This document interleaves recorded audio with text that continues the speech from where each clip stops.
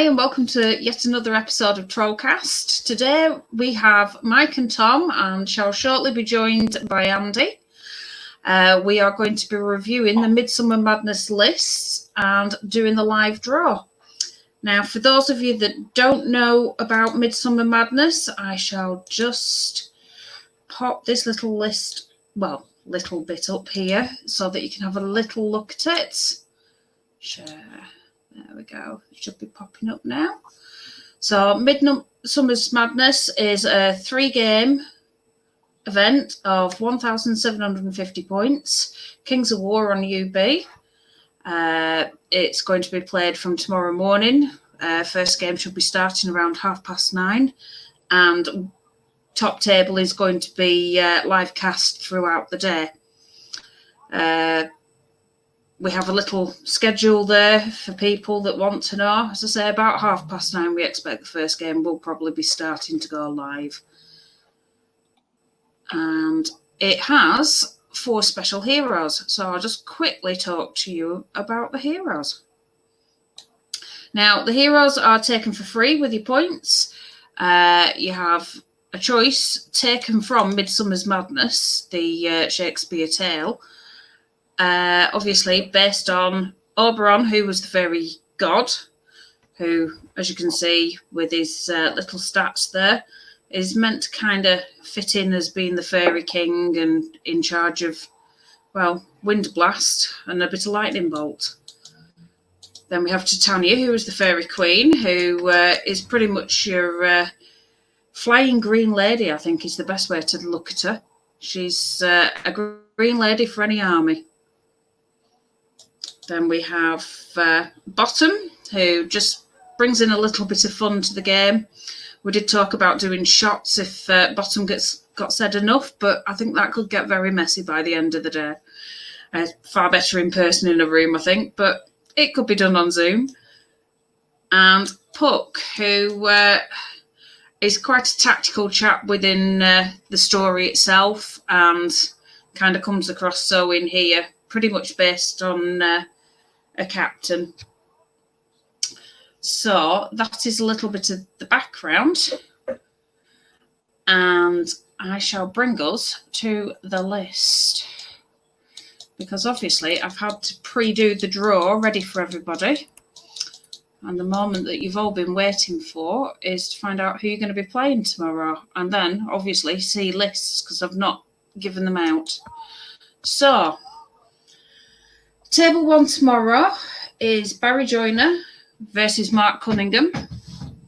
Both have chosen Titania, so we're going to have a Titania off on the top table, and they will be playing live on live stream.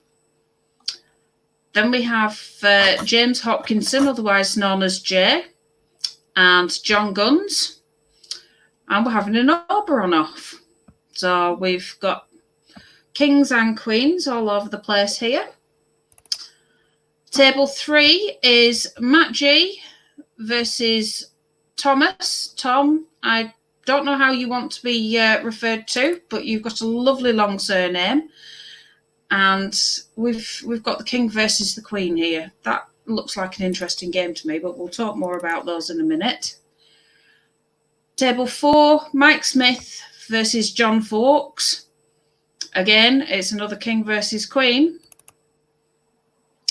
Then we've got Jeff Horton versus James Mitchell, which is a king versus queen. Table 6, which looks like it will be very messy looking at the lists, is Dan King versus Rob Hudson. So Titania versus Bottom. Interesting choices. Then Table 7, Mike Young with his Kingdoms of Men versus Ian Sturgis with his Northern Alliance. Puck versus Bottom. So that could be quite tactical. That would be interesting to watch. I'll have to obviously hope that one of the two of them gets up towards top table because I quite like both those lists.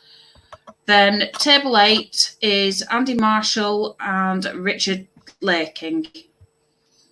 So we'll quickly go over to the lists. I shall let somebody else speak for a minute. Shall I pass Barry's list across to.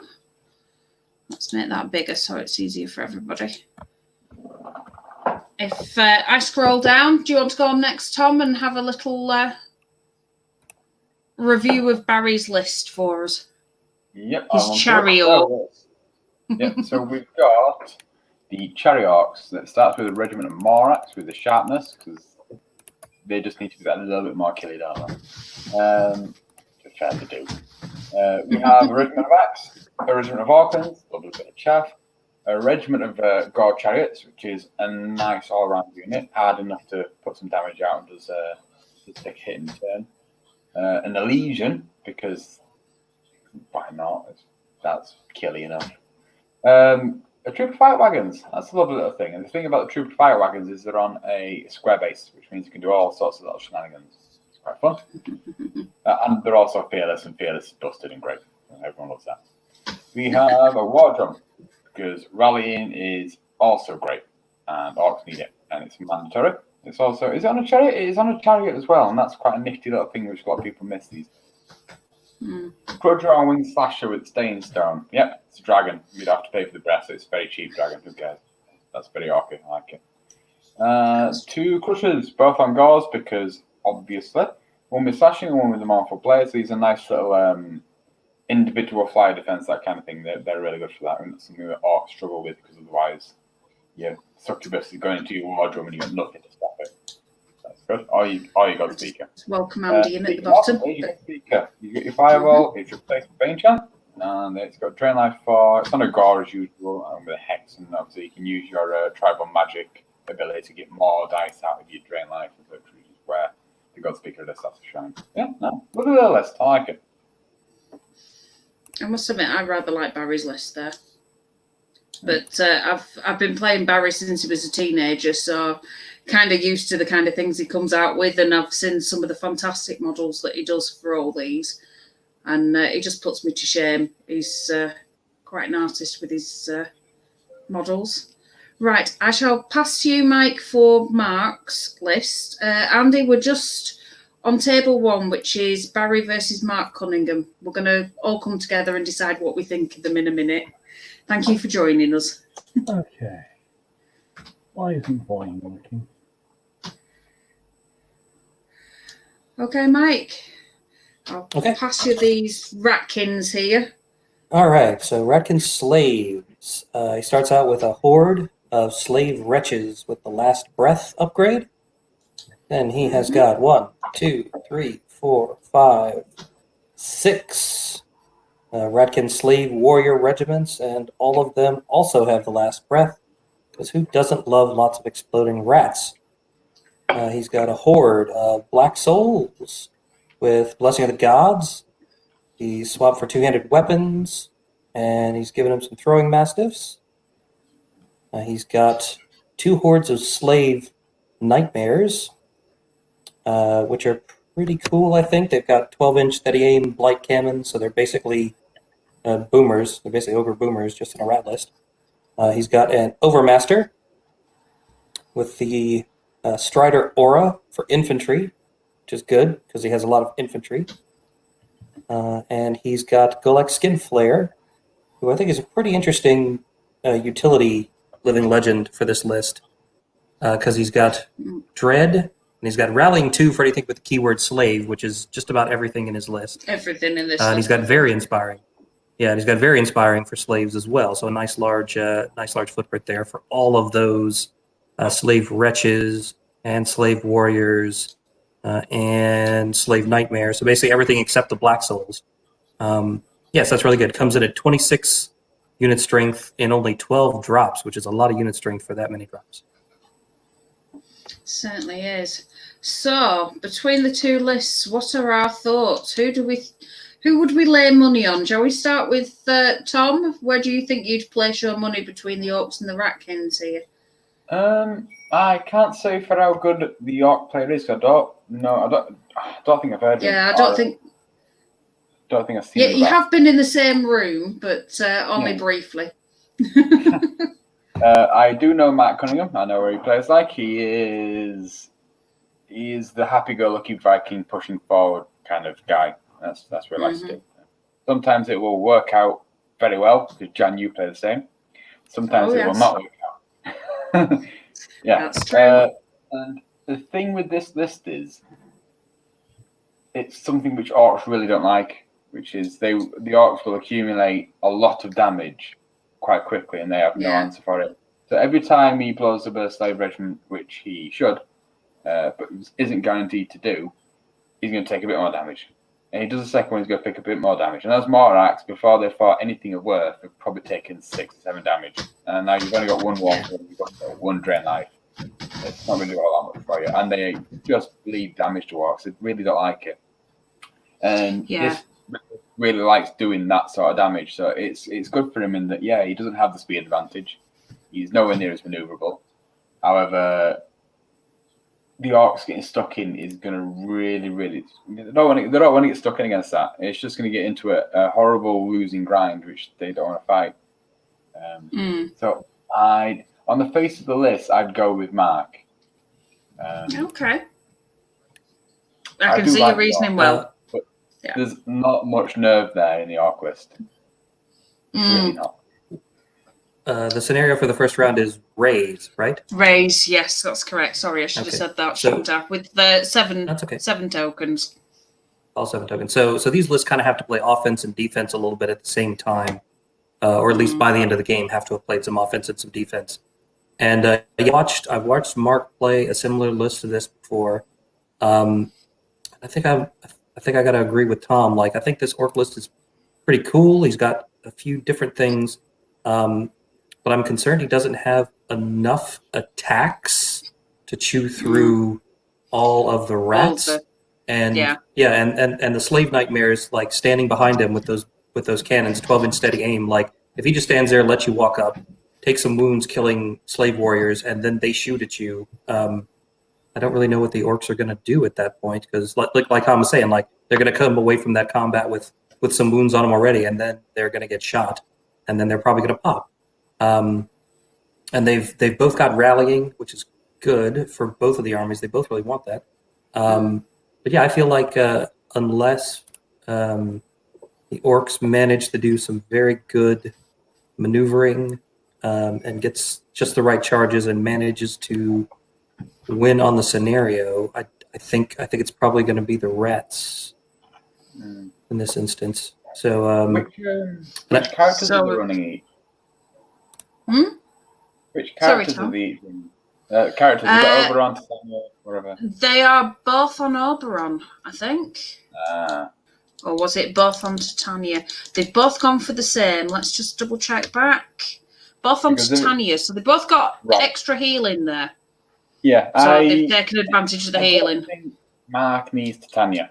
Those units are going to die anyway. Like, you're using Titania pretty much just your 3 actual units that matter. Which is your Black Swords, your 2 Nightmares. Whereas Titania suits that orc list a lot more because it does wonders for recovering all the damage she's going to take. Definitely. So that, I think the character choice is in Baz's favour, and he could really use that if he can stagger that damage out, he can really use that to monopolise between the drain life and the heal, keeping those units alive. Otherwise, I think he is going to bleed a lot if he goes in. Especially with all that rat chaff. Mark does like to play as a block as well. He likes to run as just a nice big heavy block to run forward. So I think if Baz can pick things off, Baz can play a scenario and pull units out, use his speed to really get the advantage in there. He obviously is in the shot. I think strength of list favours Mark there. I'll do mine in a minute. I'll let Andy do his. Go on, Andy. What are your thoughts? You've seen Baz, and I think you've seen Mark while we've been at Clash of Kings a couple of times. Probably. I think the rats have the edge. I mean, the orcs should have the advantage with the chariots of hitting first. If they hit first, get lucky, don't take too many hits back, and obviously they've got Titania and the Drain Life for healing, then they've got a chance. But I think they're probably going to get bogged down by all the rats and just get pinged to death. Unless the orcs come forwards hold the rats for a bit with their infantry and try and grab the objectives with the chariots. But I don't think they've got the units for it. So it sounds like... Yeah, sorry, go on. It definitely sounds like we've got 3 for the rats here, and I am feeling it. I'm definitely feeling it. I'm feeling the rats myself. I've seen Mark with the rats, and I've seen that last breath in action. When that gets going, it can be blinking awful. I know it just builds up little by little, but... I saw him at Dash 28 playing against some form of... It had Earth Elementals in, that's all I care about, because the Earth Elementals were charging into these rats. They were not quite killing them. The rats would attack back, do 1 damage, then the rats would die, and then they blow up, and they do 2 more damage. You're thinking, that's 3 damage on a defensive unit, and here's another spare regiment, and here's another one, and now you're on 10 damage, and something that actually wants to fight is going to turn up, and then it rinses you. Good for that. Yeah. And also, he can afford to leave slave warriors on flanks to go pick up raised tokens, whereas the Orclist is going to struggle to justify leaving an Orc chariot regiment, which is one of the fastest things with a token. Yeah. That's, they need to be doing the damage, and then they also don't want to be stuck in those kind of fights. Yeah, to take out those rats, you need an army with a lot of heal. So basically, they do the damage, you take it off again, or similar, just disposable units to soak up their disposable units. One or the other. Yeah. Cool game, though, definitely. I'm cool game. Yeah, I think. I was going to say, I think the Orc player wants to try to spread out the objectives as much as possible, and I think Mark kind of wants to keep all of them on one side of the table if he can, because he does just want to walk forward. Yeah. Yeah, and my theory is that if Barry is on good form tomorrow and hasn't had too much to drink in the Zoom party currently, then he might be on his ball and able to pull this one off. Yeah, cheers to that thought. I've seen Barry and he's drinking on a Friday night, so tomorrow morning he might not be at his best. But it's very hard not to say that I'm feeling like I need to throw in with Ratkin as well, because I've just seen how much damage that can do. I really have. And even though he's taken Titania for the heal and he's got a fantastic list, I'm still not convinced that he's going to move fast enough and be able to keep his wounds down to be able to pull it off. You've got to survive the turn to be healed, and I don't think he's going to. That's the problem. Yeah, and those nightmares can't be ignored either. They're like a weird boomer. Like, they're a bit more fighty, but they're not quite as shooty. But you can't underestimate 2 hordes of them shooting. Right? Yeah. That's got 18-inch range. It's going to catch you. Our next lists are Jay, which is James Hopkinson, and John Guns. Now, both of these guys have got Oberon. So, shall I recap Oberon for everybody? Just so you can... Hang on, he's got Lightning Bolt 8.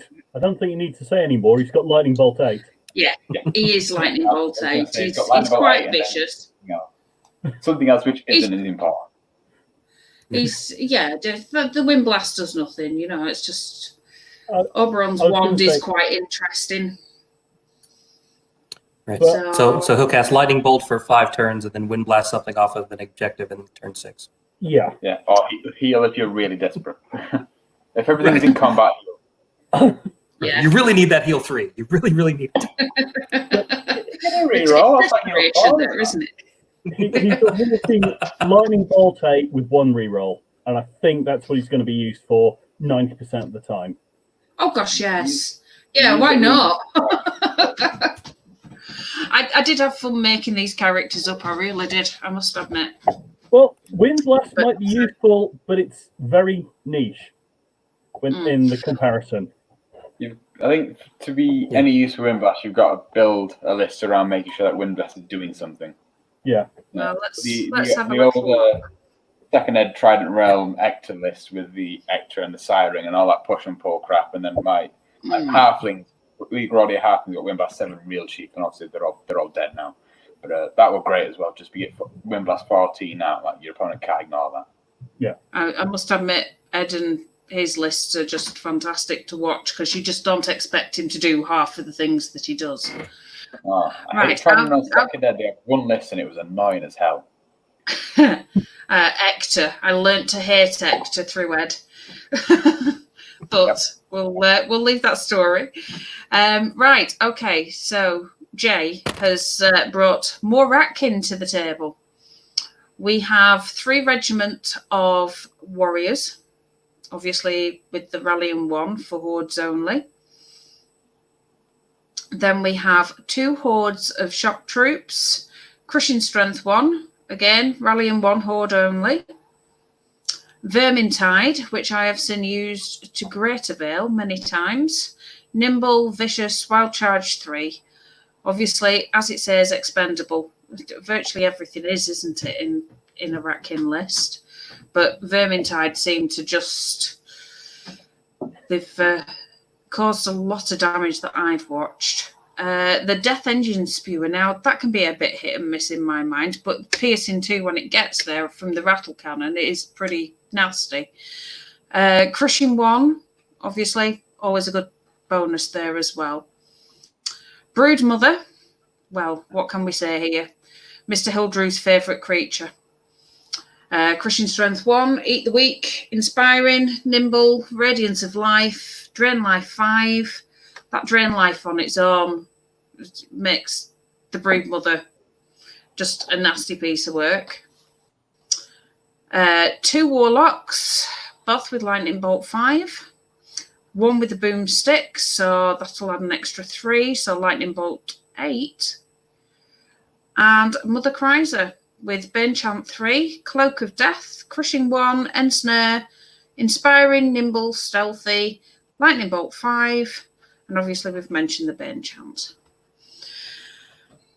That's quite an interesting list. I must admit, I do like James's tactics. I've seen him play before. I am definitely thinking that I'm going to see quite a bit of that tomorrow. What this list is, and you don't really recognise until you start doing the maths, it's actually just a shooting list. Yeah. That's what it is. You've got 15 with the Oberon, you've got 23 Lightning Bolt, you've got a reroll, so you've got 24 for your Lightning Bolt, so that's 24 Lightning Bolt, which is pretty horrid. I like to run 18, and that's pretty good. So, it's a smaller list than 2,300 points, and he's got even more. And those Death Ending Spews, they can't be ignored. They are really good at shooting, and they are tall enough they can sit behind your lines and be safe all day. That's quite a lot.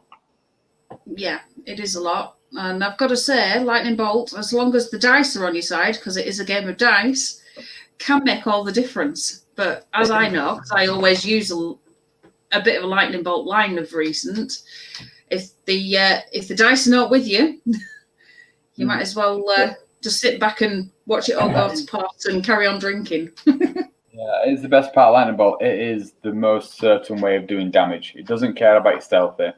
It doesn't care about your individual. It's there going, right, balls, take your damage. I've already got crushing. I've already got piercing, sorry. Right. That is, if you want to do any form of shooting this, you need Lightning Bolt in it, at least. Oh, yeah, Lightning Bolts are definite. Everything else with the nurse of it is nowhere near as good. And the Lightning Bolt's a clear favourite for shooting. I know lots of people that have cried about the shooting since version 3. I must admit. Right. No comment. I'm not mentioning that. I wasn't pointing fingers, Andy, but if you want to put your hands up in the air and say I'm crying about my shooting with your elves, that's fine. Okay, so opposition is John Guns, who's also taking Oberon. Would anybody like to read through the list? Andy, you never got to do the last one. Would you like to take sharp sticks and move along down here? Can do. Look, 2 regiments of sharp sticks with more pups, Luggets with a more pup, 2 hordes of trolls, one of which was Caterpillar, which is what you generally have on a heavy hitting unit, more beast pack, regiment of fleabag riders, fleabag chariots with the boots of striding, 2 goblin blasters for entertainment value. A king, a mounted king with not a mounted king. King with something that doesn't let him take a mount. King on a chariot, and special characters Zulo and Madfall. Apologies for the pronunciation. Yeah. Go on, give us your opinion of it.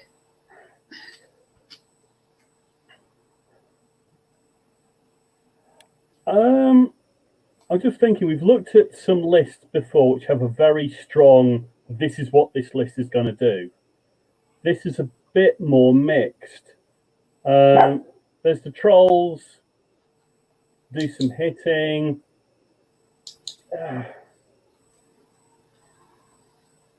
Given it's John Guns, he probably has a plan.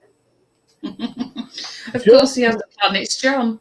Just looking at the list, I mean, I can see what various units are going to do, but I'm not sure what his plan is to actually use them together. There's a bit of shooting.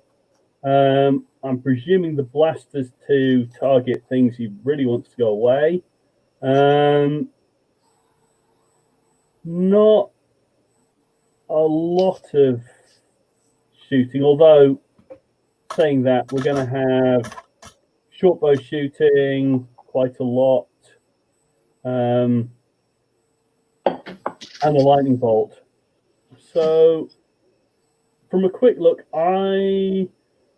it feels like it's got a bit of everything, bit of variety, but I'm not seeing a big theme behind it. I'm sure somebody might be able to point out the cunning plan, but I'm not seeing it right now.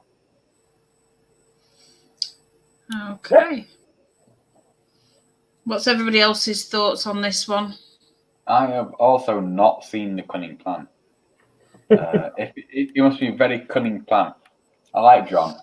He does write some seriously horrible lists. I don't think he's done that here. Occasionally, No. John will write mostly just really some real awesome solid lists which look great to play with. Then he wrote some stuff you're there going, why, John? Why have you done this? He does like to go off the wall at times, doesn't he? Yeah, I don't understand what this list is trying to do. It's not shooting the right way. It's not fighting enough because you're pretty much relying on trolls to fight. Yeah. And if you're relying on trolls to fight when they're melee far with not enough attacks, that's not what they do. I like trolls, but that's not what they do. It's an all round list. It's got a bit of everything, but it's not good enough at anything. You're gonna find if you compare it to Jay's Ratkin list with all that lightning, all that shooting, it's gonna make absolute mincemeat of a lot of that defense force stuff. Just a little bit too balanced to be John, really. Jay's combat is far better.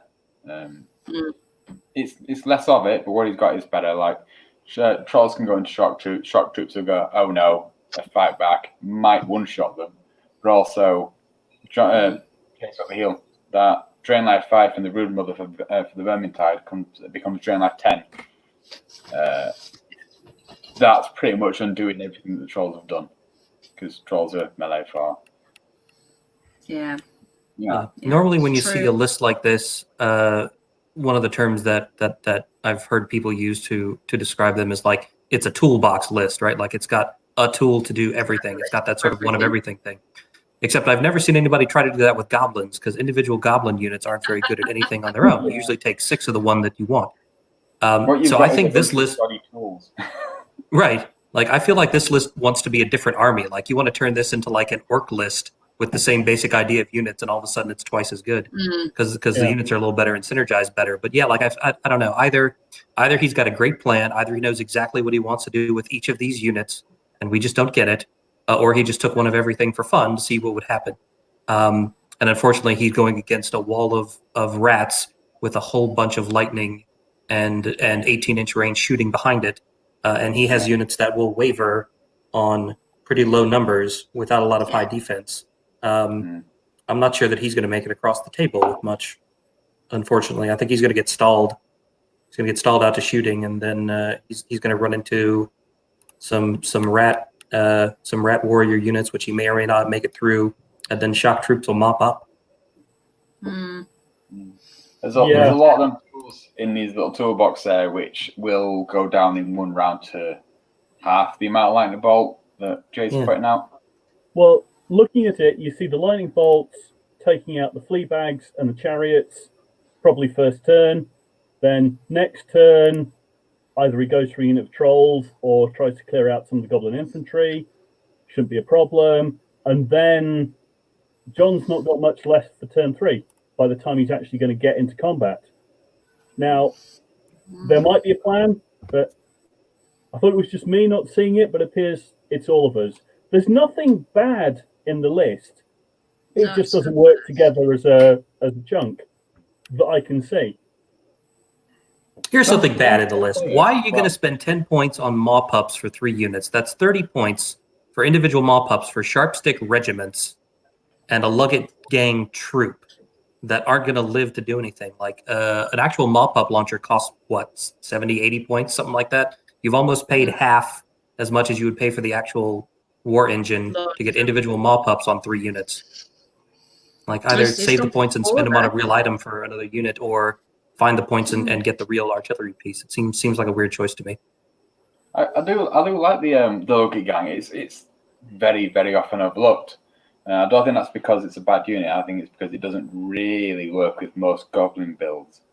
A little trooping's all right actually, because it works like a goblin version of Soul Reaver Infantry, doesn't it? It sits behind your sharp sticks and then it bounces out afterwards.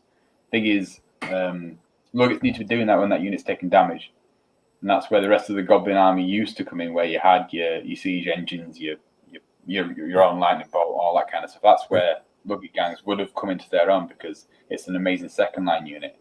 And it's just that I don't have much faith in John's first line, especially if it's going to be a shock troops, which can turn around and just wipe everything off in one go, or lightning bolt, which will pick up half. Well, as you said, it's about 65, 70 points for a more pop launcher. Would you have them rather than the Goblin Blasters? Some Goblin Artillery so you can hit your opponents at range? The thing is, the Blasters are they are busted. Right? You can't. They'd be good without the range attack, but the range attack is just unnecessary, I'd say. That's like a 10, 15 point upgrade, I think, on a unit which is supposed to die, and you probably pay it anyway. It's really good. So I like the Blasters. But again, the Blasters do not like getting lightning bolted off either. Sorry, just quickly responding to Andy Marshall. Yes, you will get these downloaded later. There will be a Dropbox link going out on the event page shortly. But obviously, right at this second, I didn't want you to all have the head start on us. So obviously, we'd like to get our review in before you get your ideas. My thoughts on John's list.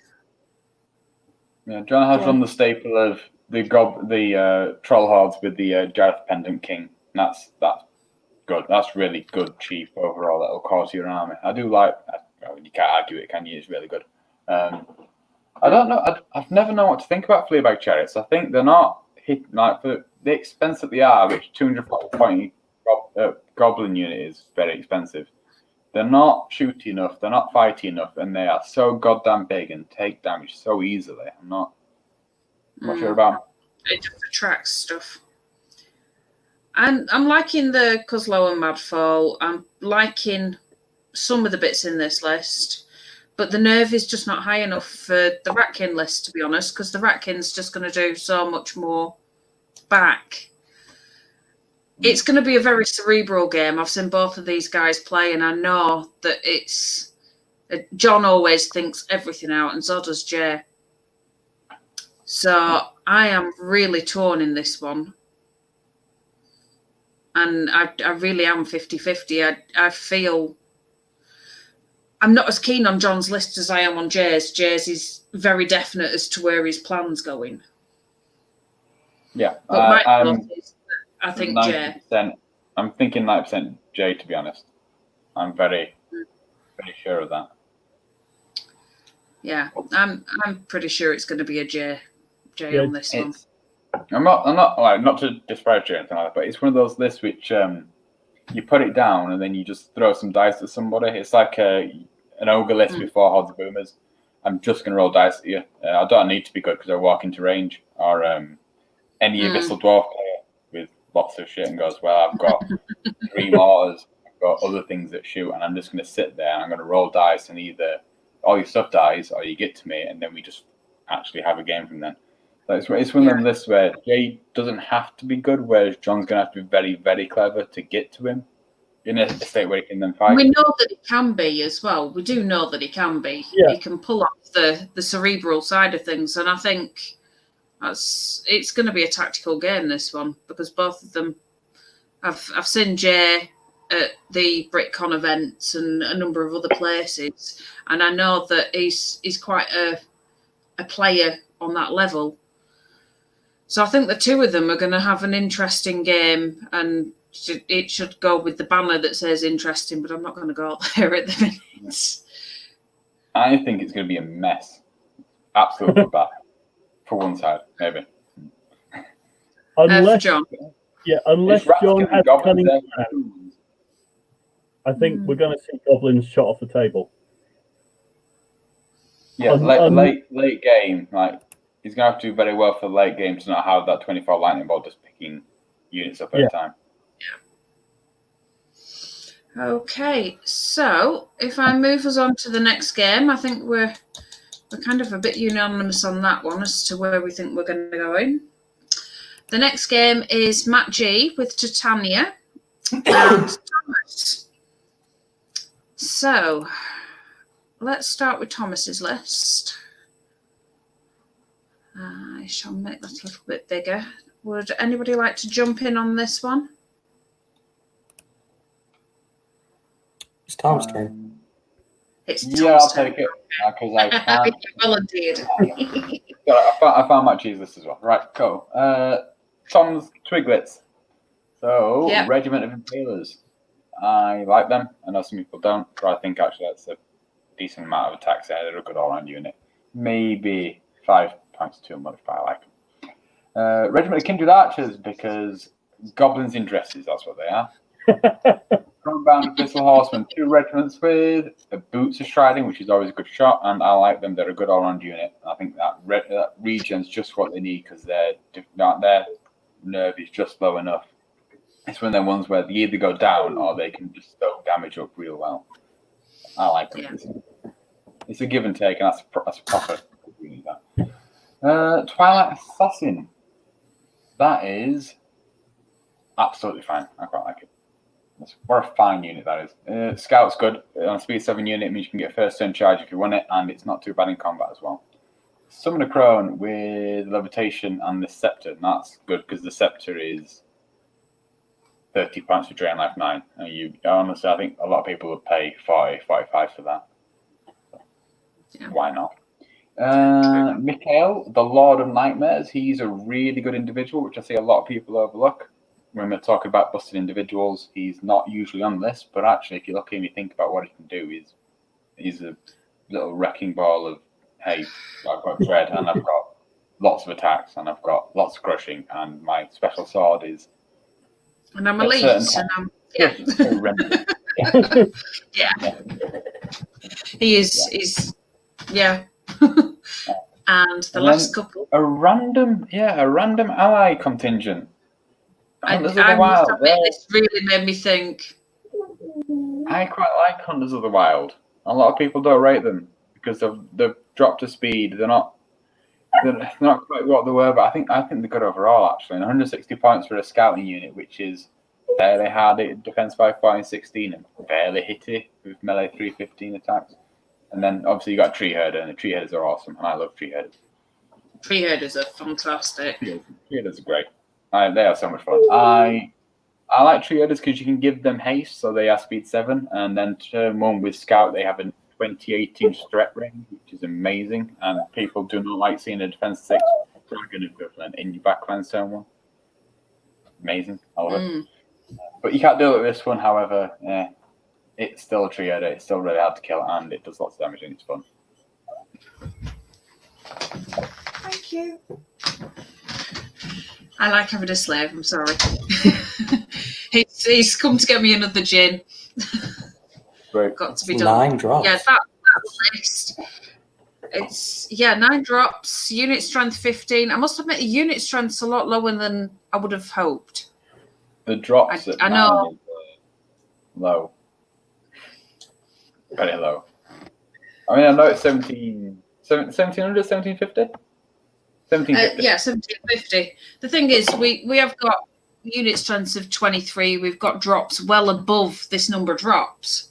You know, to go down for, what did I just say? Unit strength was 15. That's a very low unit strength. You're going to struggle to keep the things that you need alive to actually hold and pull objectives off. More important than that for me, though, is he's got 6 scoring units. Now, quite often, the amount of unit strength can be irrelevant. It's been having units that can sit on the objective. Like, it doesn't matter if it's worth 1 unit strength or 4. If it's an objective, it's got the objective. You know what I mean? Right. This has only got 6, and that's quite low.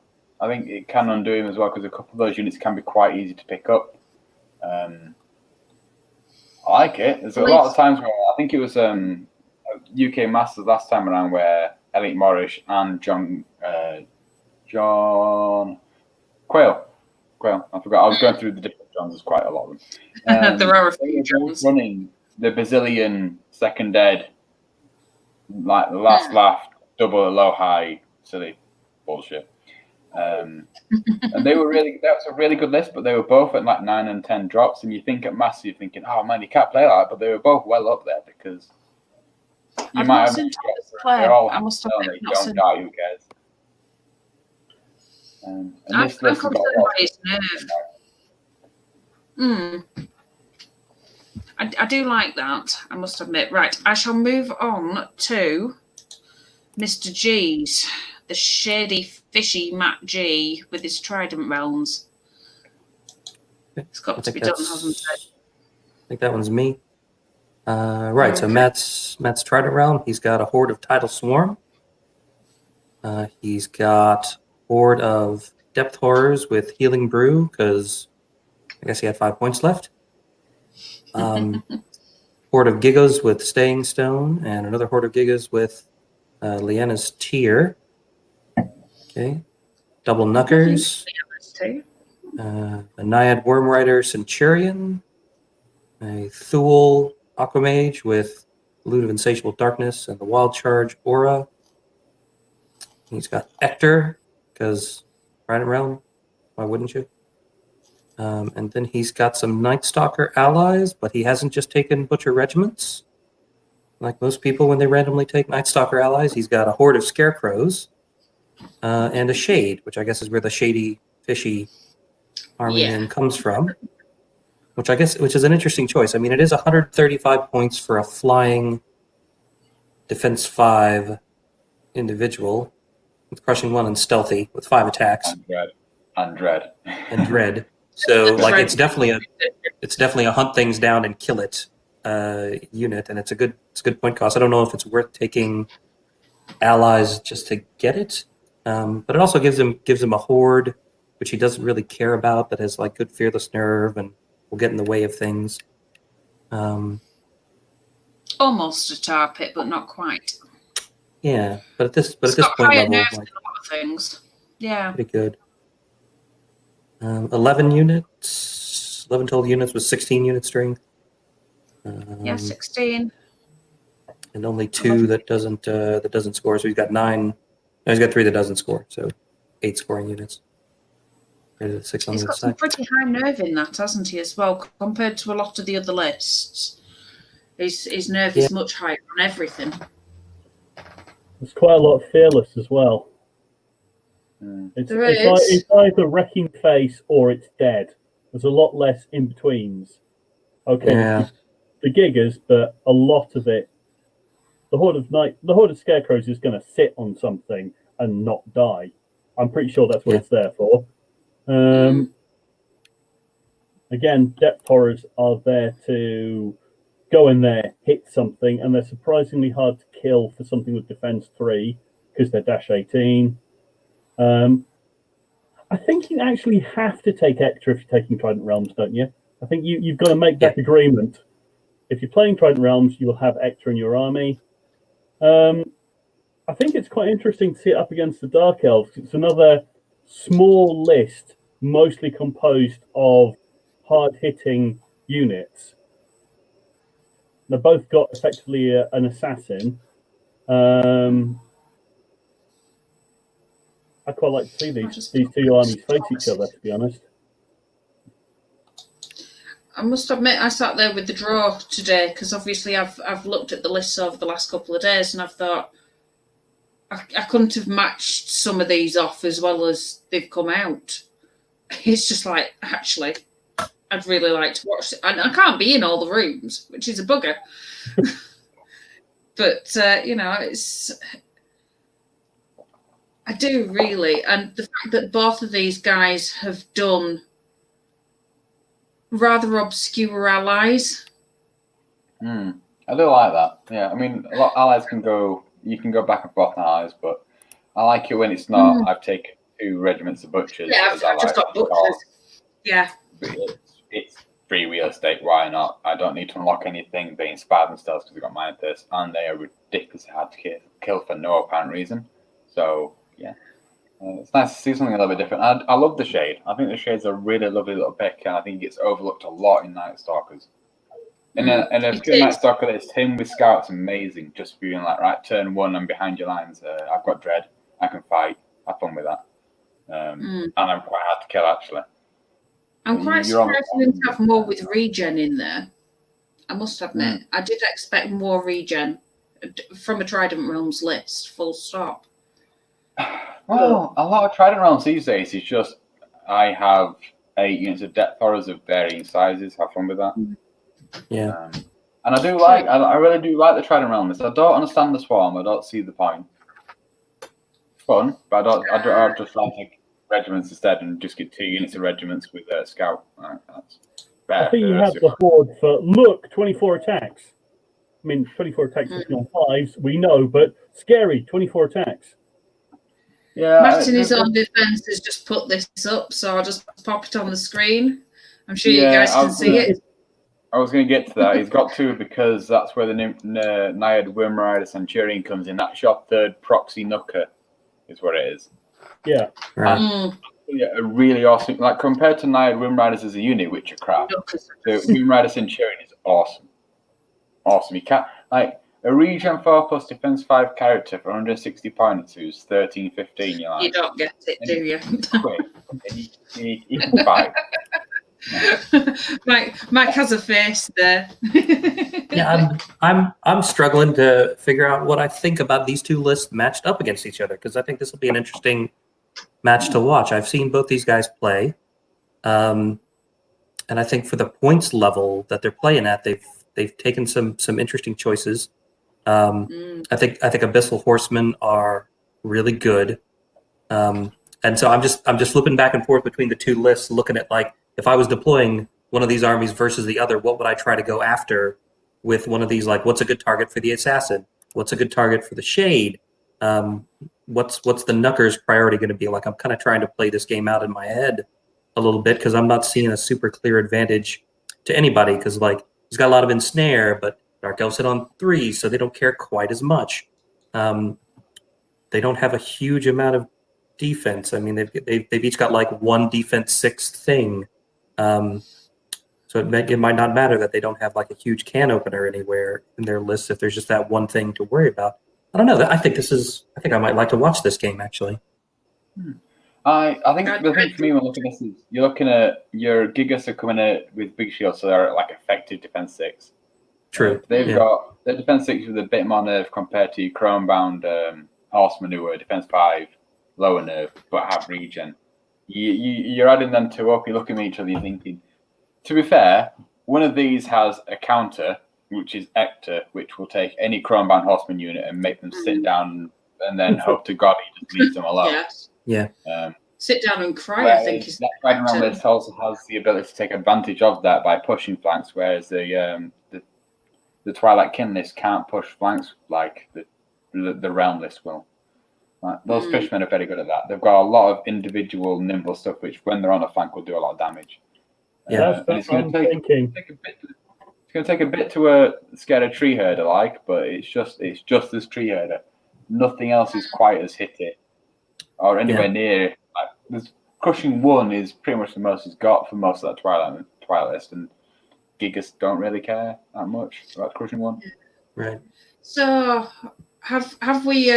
Let's go for a verdict from each of us. We'll start with Tom. Who do you think's going to win? Who would you place your money on in this one? Are we going for the king or are we going for the fish? They are both very good players, but I think the Trident Realm list, with a bit more scoring unit, with a bit quicker, more able to push a flank, and really monopolise on that ability to have the better defense, the better nerve, combined with being able to push a flank, I'd give it to the Trident Realms, whereas the Twilight King would be in a bit more protracted fight and on better terms for them. Okay. Mike, what are your thoughts? So I'm thinking about the scenario. I'm thinking about the fact that they're playing raids. Yeah, they're going for raids. And now I'm thinking about like who in which list is playing offense and who in which list is playing defense. And I think 2 Knuckers and a Worm Rider are going to be really useful for like any scenario play that involves holding objectives, because they can dip in at the end and grab one of those things if Thomas starts running short of units and can't keep them all protected, because Thomas doesn't have a lot of units he wants to leave back camping on objective, except maybe a tree herder or something like that. Like none of these are sit back and wait and a unit of archers, but like you don't want a Knucker getting a flank on a unit of archers. It's not something you want to see. So I think I'm going to lean towards Matt, just because I think that extra bit of speed on scoring units will come in handy, and also because he's been to my tournament in person before. So why not? Good reason. I'll take that one. I'll have to talk to him about it because I'm going to have to try at some point to get across. Andy, what are your thoughts? First thing, I think this one really depends on the skill of the players. Neither of them are lists you can just charge forward and hit things with. Having said that, the Trident Realms has more tools. If it can get the Knuckers going out wide, there's not enough of the Twilight King to block both of them without leaving them vulnerable to something else. So, given equal skill levels, I'm going to say the Trident Realms have the edge because they can get the Knuckers into flanks, and I don't think the Twilight King have the best counter to that. Yeah, no, I'd agree that the Trident Realms have got better ability to alpha, and when your opponent is running quite a lot of regen, and then with the amount of Drain Life in Drain Life 9 with its levitation, it will be where it wants to be. If you can make none of that matter by tagging on a flank charge with a Gigas unit in the front, you're going to pick up literally anything in that Twilight King list. Nothing they've got is capable of taking Gigas to the front and then a Knucker or a Wind Rider to the flank, because it's nearly all 14, 16 tops, and that's where that's fall apart. Yeah. And I mean, the shade is basically going straight for the Summoner Crone, right? Like that's the obvious target that it wants, don't you think? Yeah. Yeah, definitely, yeah. If it can see it, it's going for it. Yeah. I've got to say, Trident Realms, it kind of gave it away that it had it for me anyway. As soon as I put the list up, was sat there. It was one of the first 2 or 3 lists that came in was Matt's, and I sat there and I thought, I hate it. I wouldn't want to be sat looking at that list across the table, because I've faced Trident Realm so many times, and even though it's not got the regen, it's a hitty list. It's going to do a lot. Those Gigas, the Knuckers, it is going to do a lot. But I really do want to sit and watch this game. And I will say, Mike, I'll be posting a link up for the Zoom rooms So you could actually go in and watch the guys mulling over if you wanted tomorrow, if you're available. Okay, cool. So it'll I'll send the link across to you so you can pop yourself in the rooms. I'm sure they'll not mind. Cool. Right. So our next game is Mike Smith and John Fawkes. So Mike is on Ratkin Slaves again. We seem to have a Ratkin theme going on at this tournament. You know, you can go for months and not see Ratkin, and then suddenly you've got 4 or 5 lists of them and they're taking over. It's like a swarm. I think it's my turn, so I shall dive in here. Mike's list has Slave Wretches with the Last Breath. Surprise, surprise. Who wouldn't, though? Who wouldn't?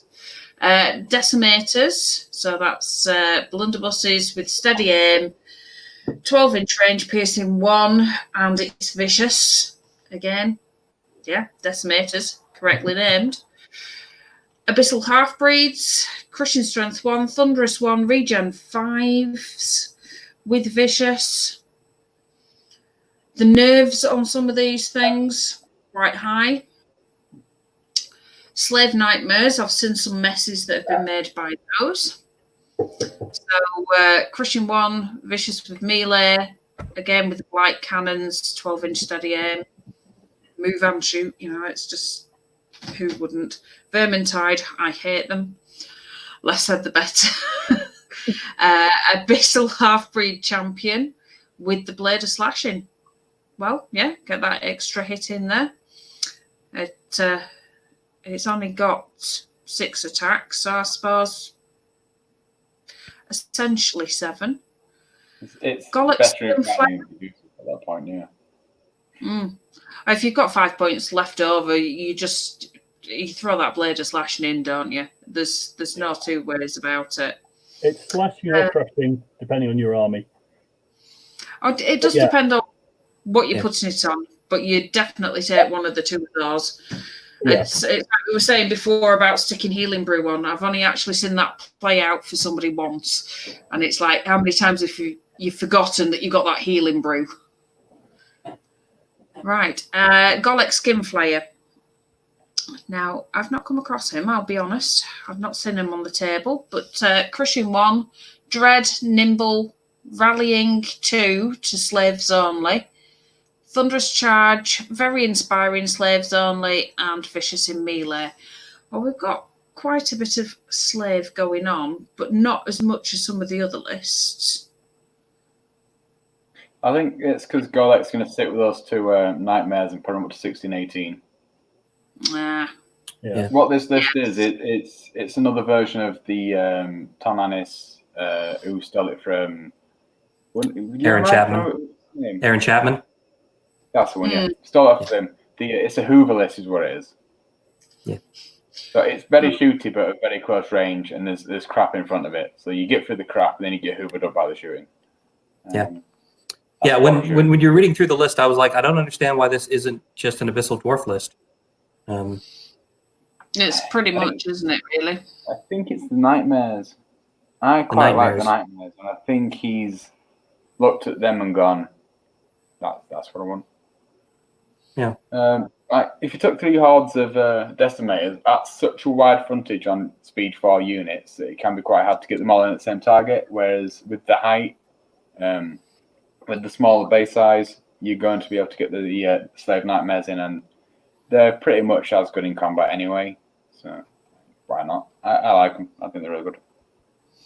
I must admit that the list is good. It's very pulled together, but as Mike said, it's very, very much abyssals rather than what you'd expect from a Ratkin Slaves. He's also taken Oberon, so we've got a massive lightning bolt coming on there. Mm-hmm. Just add to the shooting a bit. Why not? Yeah. Shooting's good, more shooting is better. Shooting's definitely his theme here. I've seen Mike play. He's a very good player. And I shall hand over for the next list. So we then have Jonathan Fawkes, who's taken to Tanya for healing. So over to you, Andy, here. I'll just make it larger. Okay, so we've got Varanger, Draugr, so we've got a unit of zombies. Nothing special about Dash 14. Mounted Sons of Krogan, so you've got your fairly typical heavy cavalry with slightly better nerve and crush 1 thunderous 1 rather than thunderous 2, so that's pretty solid. Sharpness. With the sharpness, so yeah, 18 attacks hitting on 2s, that's probably going to hurt. Crush 1, whatever. And the joy that is hordes of Frostfang cavalry, 1 with elite, 1 with vicious, as you do. Yeah, they're going to hit something and hurt it a lot. Cursed Sun, I'm presuming that's going to be his equivalent of an assassin. 7 attacks, speed 8. 2 Thanes on Frostfangs, because if 2 hordes are good, why not have 2 smaller ones to hit stuff in the flanks and inspire? A mage who's going to have Lightning Bolt 7 with the boomstick for a bit of range shooting. And then 2 regiments of butchers, because if you're going to take obscene allies, why not take 2 regiments of butchers? We know exactly what they're there to do and what they're going to do, and that is eat something in the face, or possibly block. But unit strength 17, total units 10, so it's another fairly small army, but there's only 1 unit in there, which I'd say isn't going to ruin somebody's day if it hits them. Everything else, I mean, the Draugr, yeah, they're not going to terrify anyone, but the Mounted Sons, the Frostfangs, more Frostfangs, and the Butchers, any small unit hits them, it's going to have a very bad day.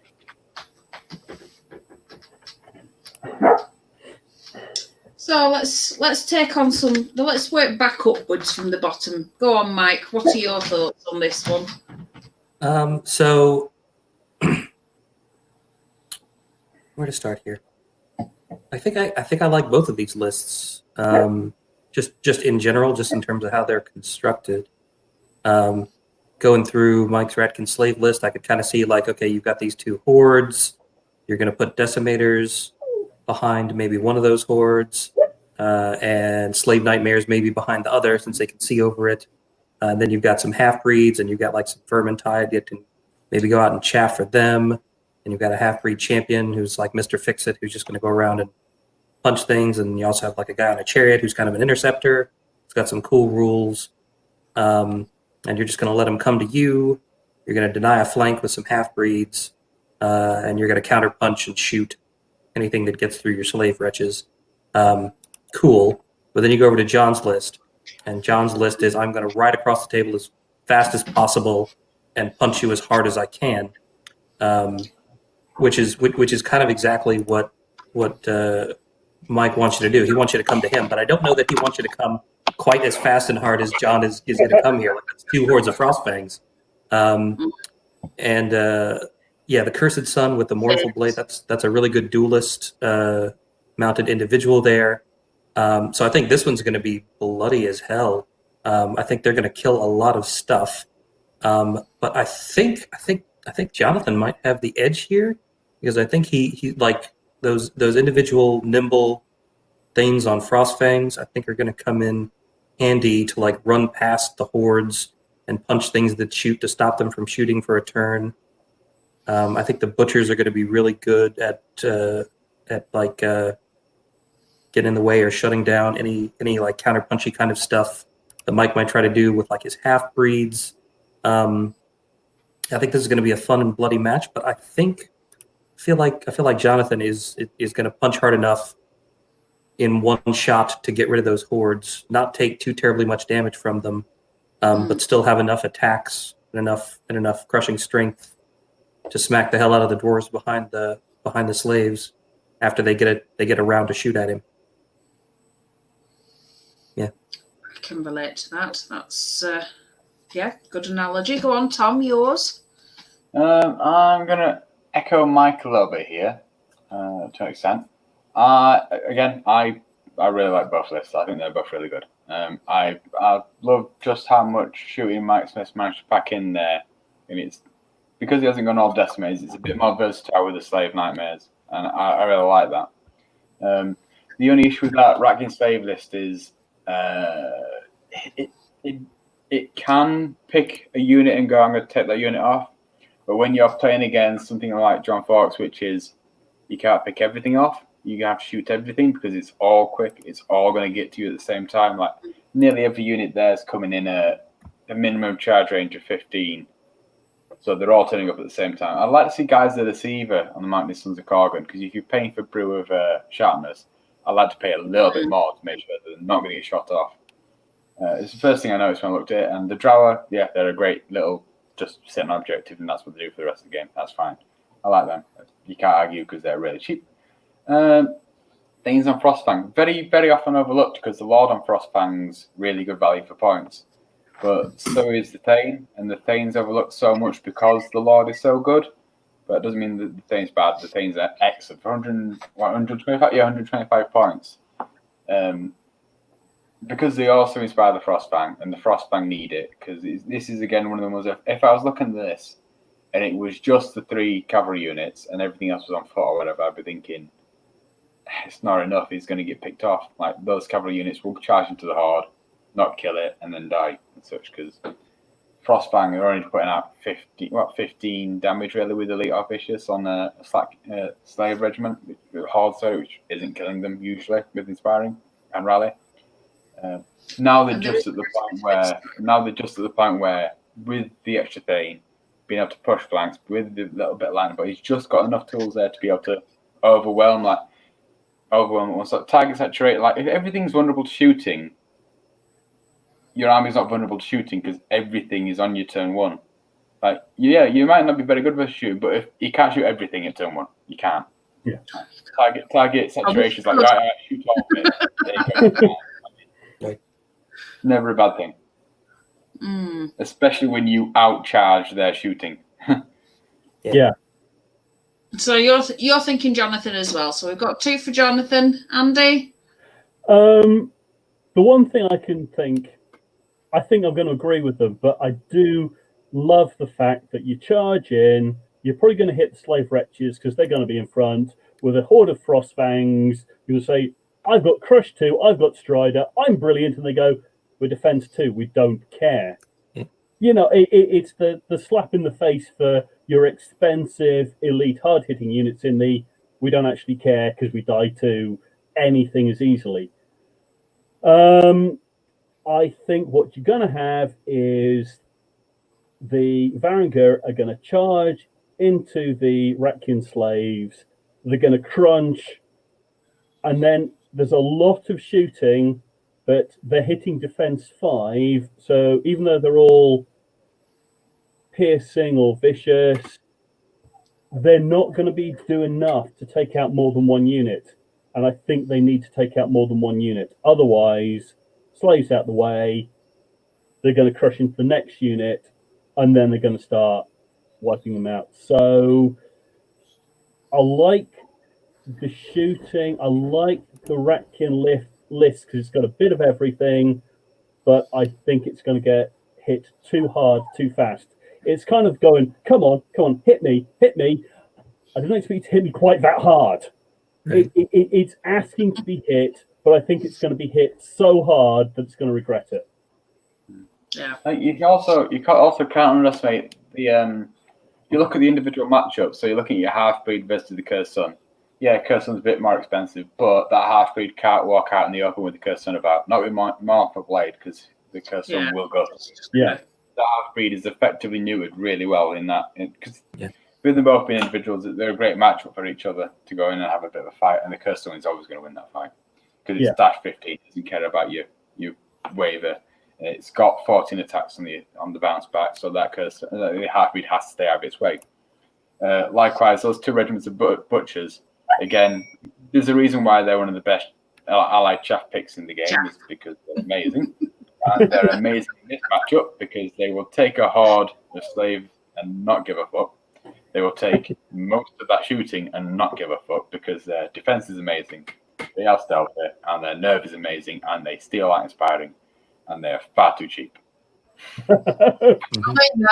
Next nerfs, here we come. Watch this space. I love both lists, absolutely do. And I've seen both these guys play a number of times, not each other, but I've seen them both play. And I think it's because I've seen them both play and I know just how much Jonathan can just not pull himself off in the morning and do a fantastic job without enough coffee. I'm going to go Mike. I'm going to go Mike on this one. And Jonathan is a 50-50. He can flip a coin. He's either going to be awake and playing like an actual decent human being, or he will be an absolute mess, not know where he is, and rely on dice to help him not fail miserably. It's one or the other. I would imagine you want to smell the coffee through the screen tomorrow. I can see it coming because now that they've got the Zoom room on next door, I'm darn sure that he's going to be sat there with whatever mead, bourbon, whatever he can get his mitts on.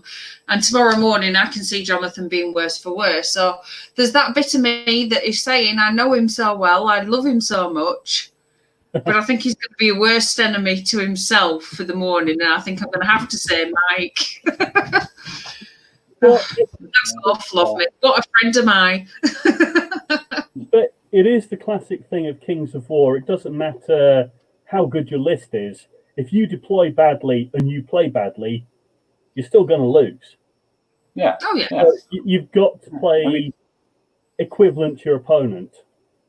Well, Mike is. I've never seen Mike have an off game. Really, he's always. He may have teetered on the edges and had bad dice, but he's always pulled it back one way or another. He's always found a way, and I think I'm going to see that from Mike again tomorrow.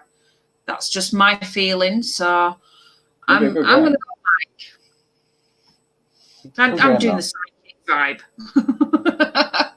So next lists: Jeff Horton and James Mitchell. Titania versus Oberon. So Jeff Horton. Are we back to me? I think it's Tom. Yeah, I think we're back to Tom. Tom. Okay, I'll go for that. I shall We could have just gone bang, bang, bang, bang. We weren't all here at the time, so it's one of those. And I like being awkward. It just makes it more. I think I'm on Jeff Horton's list, then, yeah? Yeah. Right, and so from the top, we've got a horde of Ice Knights with the Aegis of the Aloha. I don't know what the Aegis is doing there, but okay, I like it. Go for it, why not? 2 Regiments of Snow Foxes, because they are amazing chaff, and I love them. They are good boys. I know you love them. You're horrible. Hordes of Ice Elementals, I quite like that. I think Ice Elementals, you need to really double down on. Let's see, well, problem with them, they're expensive for a reason. It's because they are really good. If you take 3 or 4 hordes of them with 2 to 3 Ice Queens, you can just do horrendous things. Really fun, horrendous things. A horde of Frostman Cavalry with Charles Wrath, which is how I like to play them, because they have lots of attacks, so keep a good economy by making them essentially dash 17 in combat. I like it. Thane with Rally and Loot, because that's a solid combo and I love it. Good value for money. The Lord and Frostbank, again, he's kitted this out proper well. So Blade of Slash and the Snow Fox, pushing him up to effectively 10 attacks, which is dragon level attacks. Melee 3, 9 attacks with a reroll. That's what it is. And you're 100 and some points cheaper. Why not? Great. And a wild charge. 2 Ice Queens. Now, these are pretty much the crux of the list, because they, with their Frostband ability tie-in, that helps with the Ice Naiads and the Ice Elementals, both of them. And so he's got Shadow Saint on a heal 5, so that's heal 8 with 1 reroll for if you're Ice Elemental, which is great. And replace Ice Breath with Surge because you got Ice Elementals. Good choice because Icy Breath is crap. And your Speed 5 anyway. Speed 5? Speed 6 because it's an elf. It's still crap. I don't like Ice Breath at all. Especially on an infantry character. And then the other gun, it has Conjure Staff with Bane Chant 2. So again, that combines with your Frostbound if you need it. So that means if you're throwing it on there and you fail with both of them, you're re-rolling both of them. So you'll probably need a Bane Chant if you're an Ice Elemental and such, which is great. Nothing like a bit of certainty. And then Heal 5 as well. And again, swapped out for Surge. So another solid choice. That's how I tend to get mine out if I run them.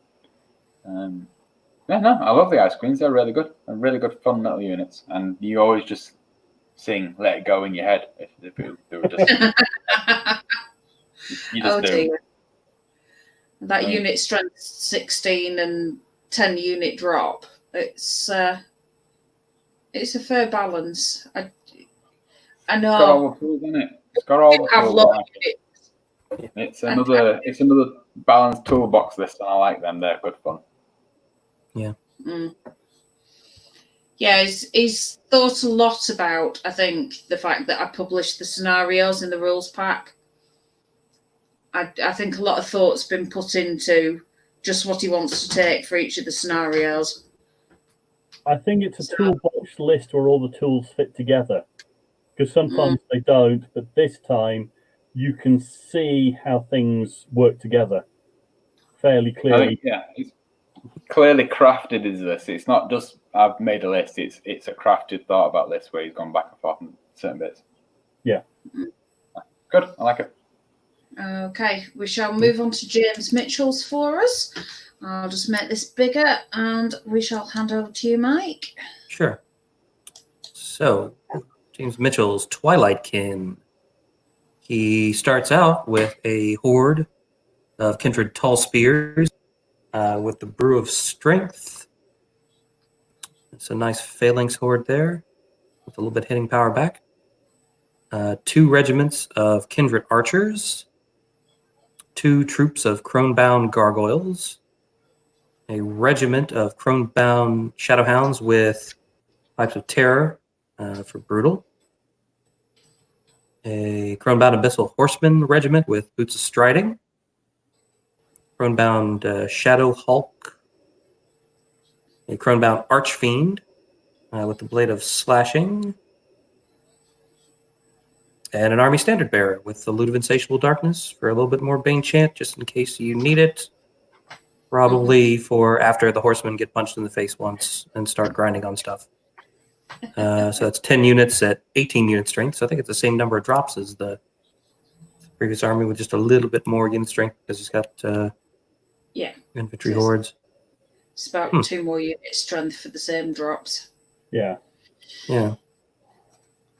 Having seen both of these guys play, I've seen both of them play in person, sometimes Clash of Kings and a number of different, Yeah. This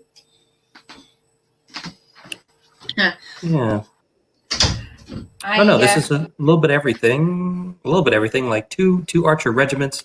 It's a little bit of shooting, but not a ton. Gargoyles are always fun. Good utility pieces for getting in the way. I don't know if I don't think Jeff's list has anything to counter that jumps the out. fires. Yeah, that jumps out as a good way to stop them. Like he doesn't have. I don't see like a lightning bolt or some light shooting that might get rid of them. So they might become a real pain in the neck. Has he taken Oberon? No, James has taken Oberon, Okay. and Jeff has got Titania. So Jeff's got healing, and James has got shooting. I'm favouring James on that one.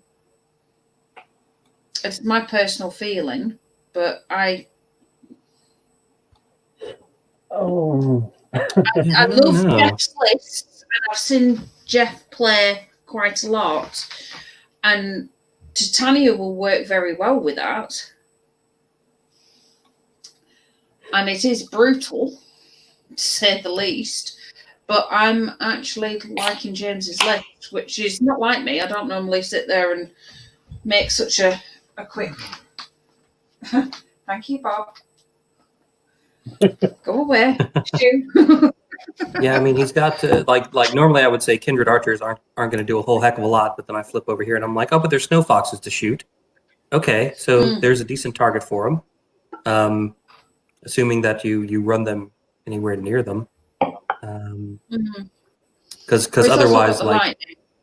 he's also got some lightning. Sure. Otherwise, like Yeah, those units want to sit back and do nothing. So like tall spears kind of want to stand back and take a charge. Kindred archers probably kind of want to stay in the back. So like James's list definitely has the units that want to stand back on the tokens you have to protect and raise. Like I think he's got those well covered. He's got some gargoyles that can go get in the way or chaff things. And then shadow hounds and horsemen and the archfiend are all nice and fast. I'm not really sure quite how the shadow hulk fits into this because he's a good can opener. So I guess he just hangs out with the other speed 6 stuff. I'm not sure whether James has a punch needed.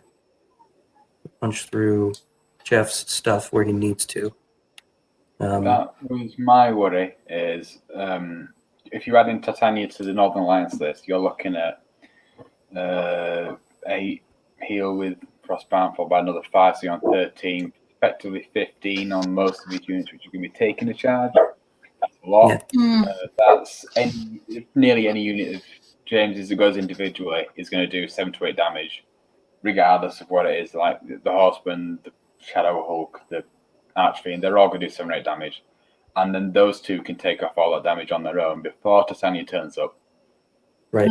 Those high flyers, unless they're getting flanked, I don't see them dying with that amount of heal. And James doesn't have the units to pick them up. I know what you mean about, like, I feel like the Kindred Archers are going to be, their shooting's going to be wasted. Same with Oberon, because that is too much heal. I can't see any of that sticking. You're not going to wipe anything out of one go. If he's putting his snow foxes in front at the start of that game, he's already made a massive mistake, and you already know what he's doing because they don't need to do that. Snow foxes are Pathfinder, speed 8, and nimble and stealthy. You don't need to. They can sit behind the unit and pop out. Same as what gargoyles do. Only the snow foxes do it around amazingly. Right. Yeah, you can just park them behind your ice elementals and wait till you need them to jump out and get in the way of something. And those ice elementals are a really good counter to the slightly faster Twilightkin list. You can't discount them turning around, walking, shooting you, and then Surge 16 counts as 18 with your Frostbound. You can't discount that because on a spiky roll, you've got to say 17, 18 inches away. You're going to get shot anyway. And if you're unlucky, it's going to get you anyway on the charge with the Surge. You know. I like this. I like this as a fight. This should be really interesting because it's another one of them moments where the Twilightkin is the surgical scalpel trying to pick off parts of the army. The Northern Alliance list doesn't want to get picked off. It wants to stay. It wants to stay centralized. So use all those buffs together to really, you know, like if the Twilightkin run at them, the Twilightkin will be picked off and killed because it will not kill anything.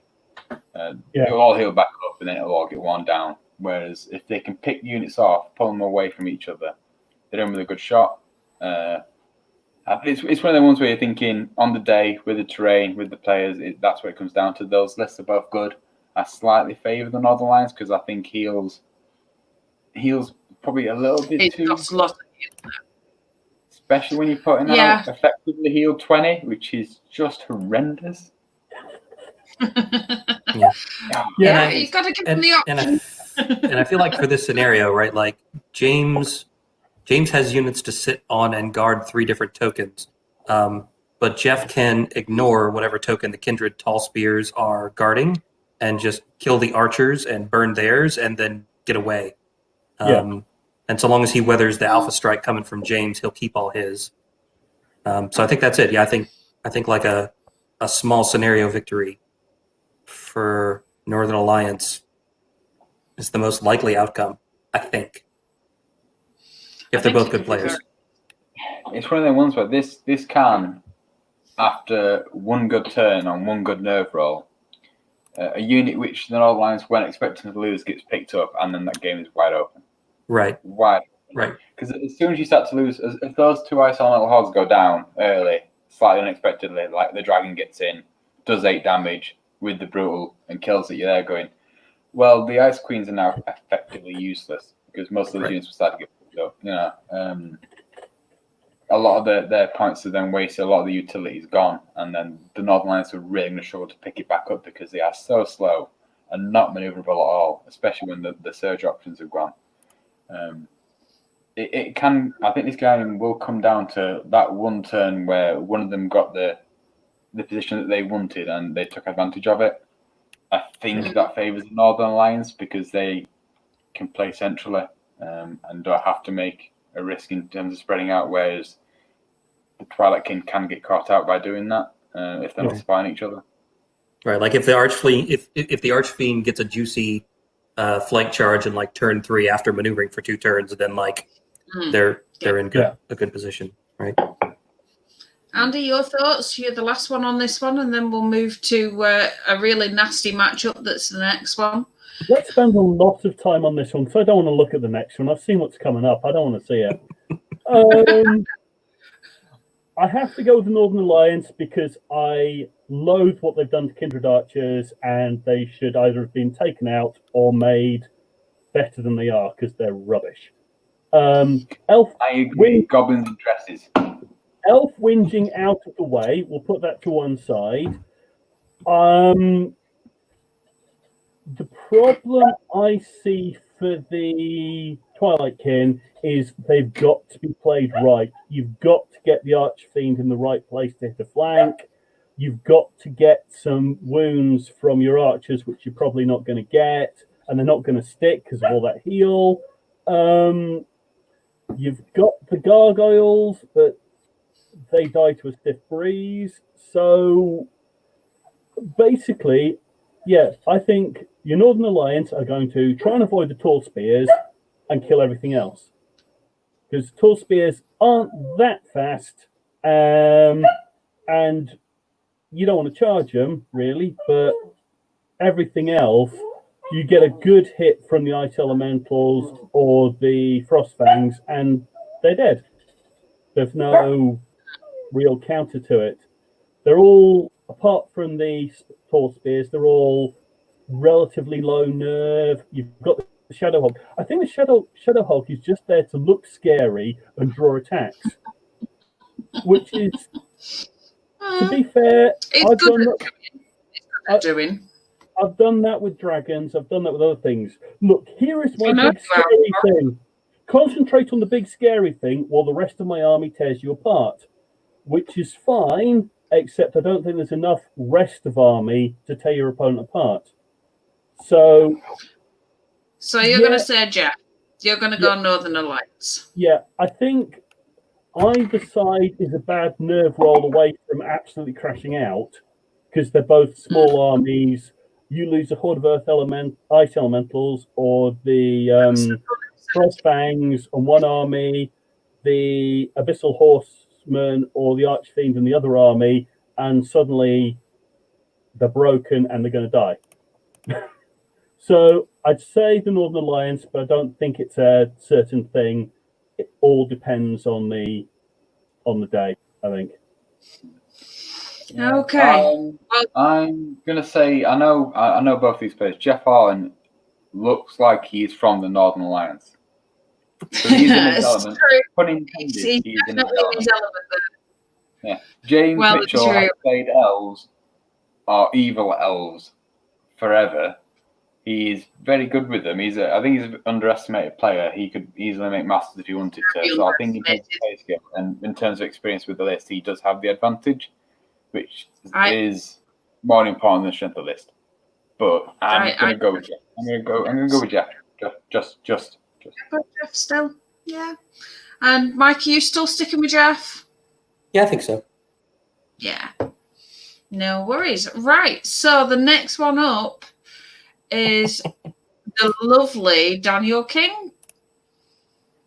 So he sent this beautiful list full of Brocks. I shall take this one, shall I, Andy? Because it would be you otherwise. It doesn't take long to go through it, let's be honest. I'll let you do it if you like. I know you want to. Oh, no, I don't. I really don't. So let's have a look, because it doesn't take much analysing. It's all pretty much for muchness. 1, 2, 3, 4 troops of Brock Riders. They're good. They're possibly too good. 13 attacks. Thunderous 1. Vicious in melee. Dash 15. Their only weakness is their melee 4 up, but with 13 attacks, it doesn't matter too much. Plus, there's 4 of them, so they're fairly expendable whilst being very painful to get hit with.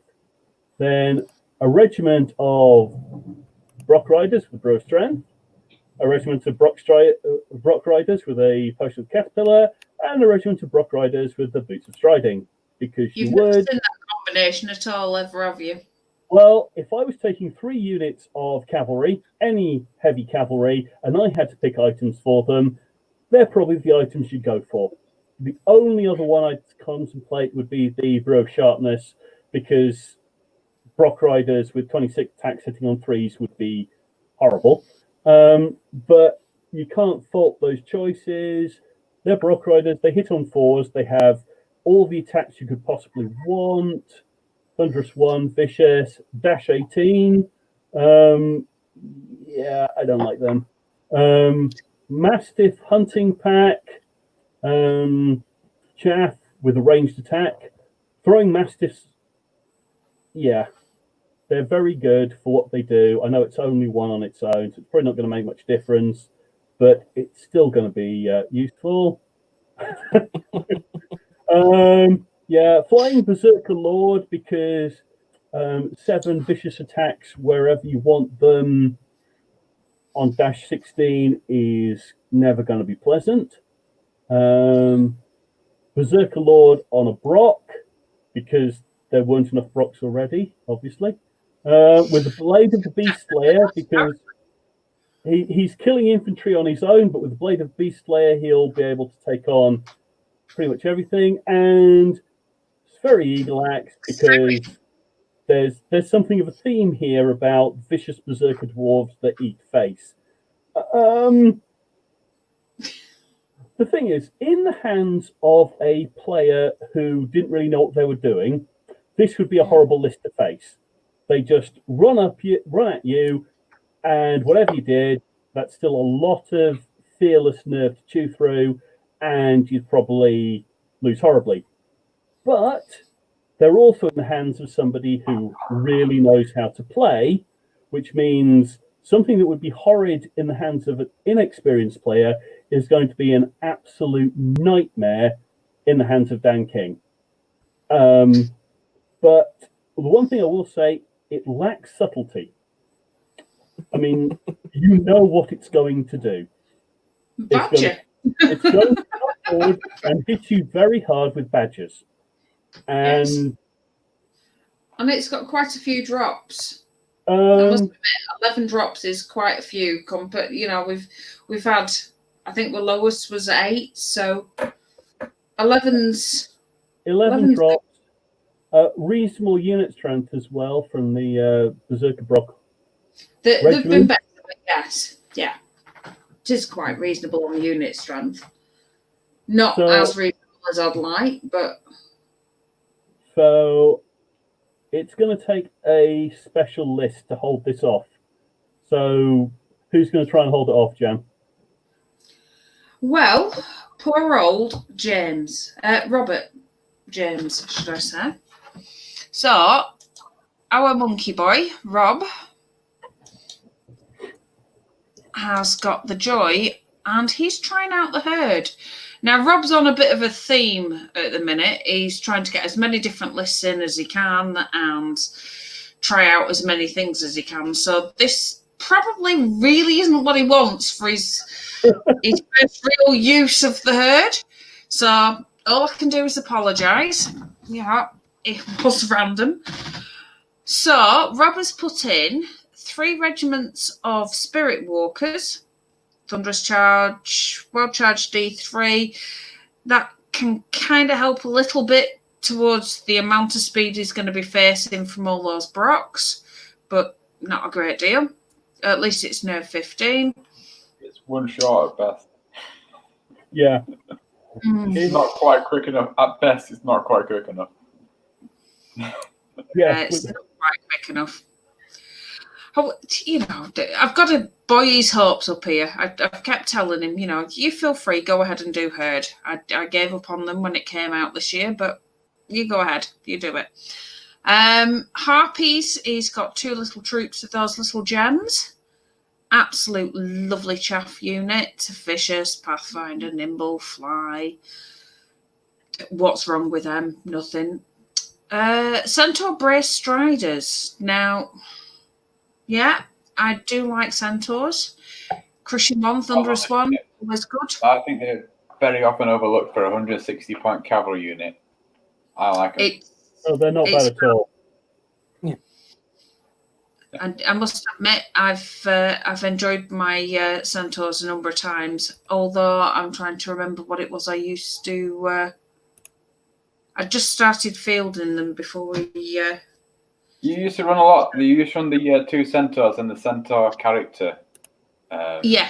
Oh, the Centaur Chief. What's his face? What's his face? That guy. Yeah. my chieftain. Yeah, he was awesome. He was a really good little unit with that. Yeah. I enjoyed that, I must admit. 2 Beasts of Nature. Increasing attacks on both to 7 with the wings upgrades for both. So Fly, Nimble, Crushing 2, Pathfinder, Vicious. Yeah. Beasts of Nature. Yep.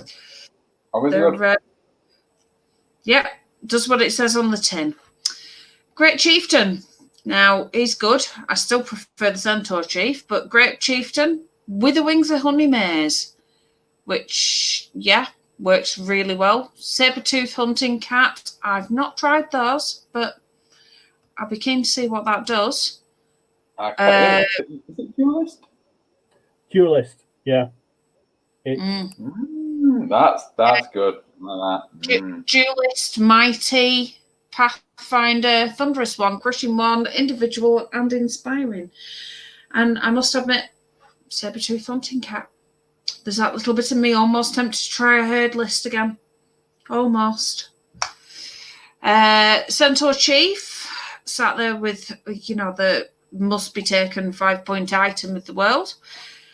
And, you know, Centaur Chief is always just fantastic. Crushing 2, Mighty Pathfinder. It probably was the most overlooked individual of second ed. I thought it was horrendously good points for what it did. It was so the number cheap. of times I've managed to stay on the table by 1 unit, haven't I, Tom? Yeah, like that Crushing 2 Thunderous 1, you go up to a dragon, you go, all right, here's 3 damage, sit down. I'm 110 points, bitch. Right. Whoa. Yeah. Amazing unit. So good now. The bow upgrade for shooting Yes. as well. Just it was a very good all-round unit. Very frustrating. Lost a bit, but it did need to lose a bit because it was such good value for money. Yeah. My first ever game with Tom face to face at a tournament was that was the last thing left on the table, and I can remember how frustrated you were because you just could not get rid of it. You just could not get rid of it. I got onto a double 1, then it buggered off. I'm there going, get back here, you bastard. Wasn't happening. Right, so the last unit he's got is a druid with Benchant 2 and Heal 2. Pathfinder Inspiring. I don't rate the druid anymore in herd. An 85-point Bane chanting and inspiring characters, fine though. Like you'd pay that to have a standard better with the loot, wouldn't you? I don't know. I don't get them in my Night Stalkers. That's effectively what it is. It's a standard bearer with Bane chant and heal.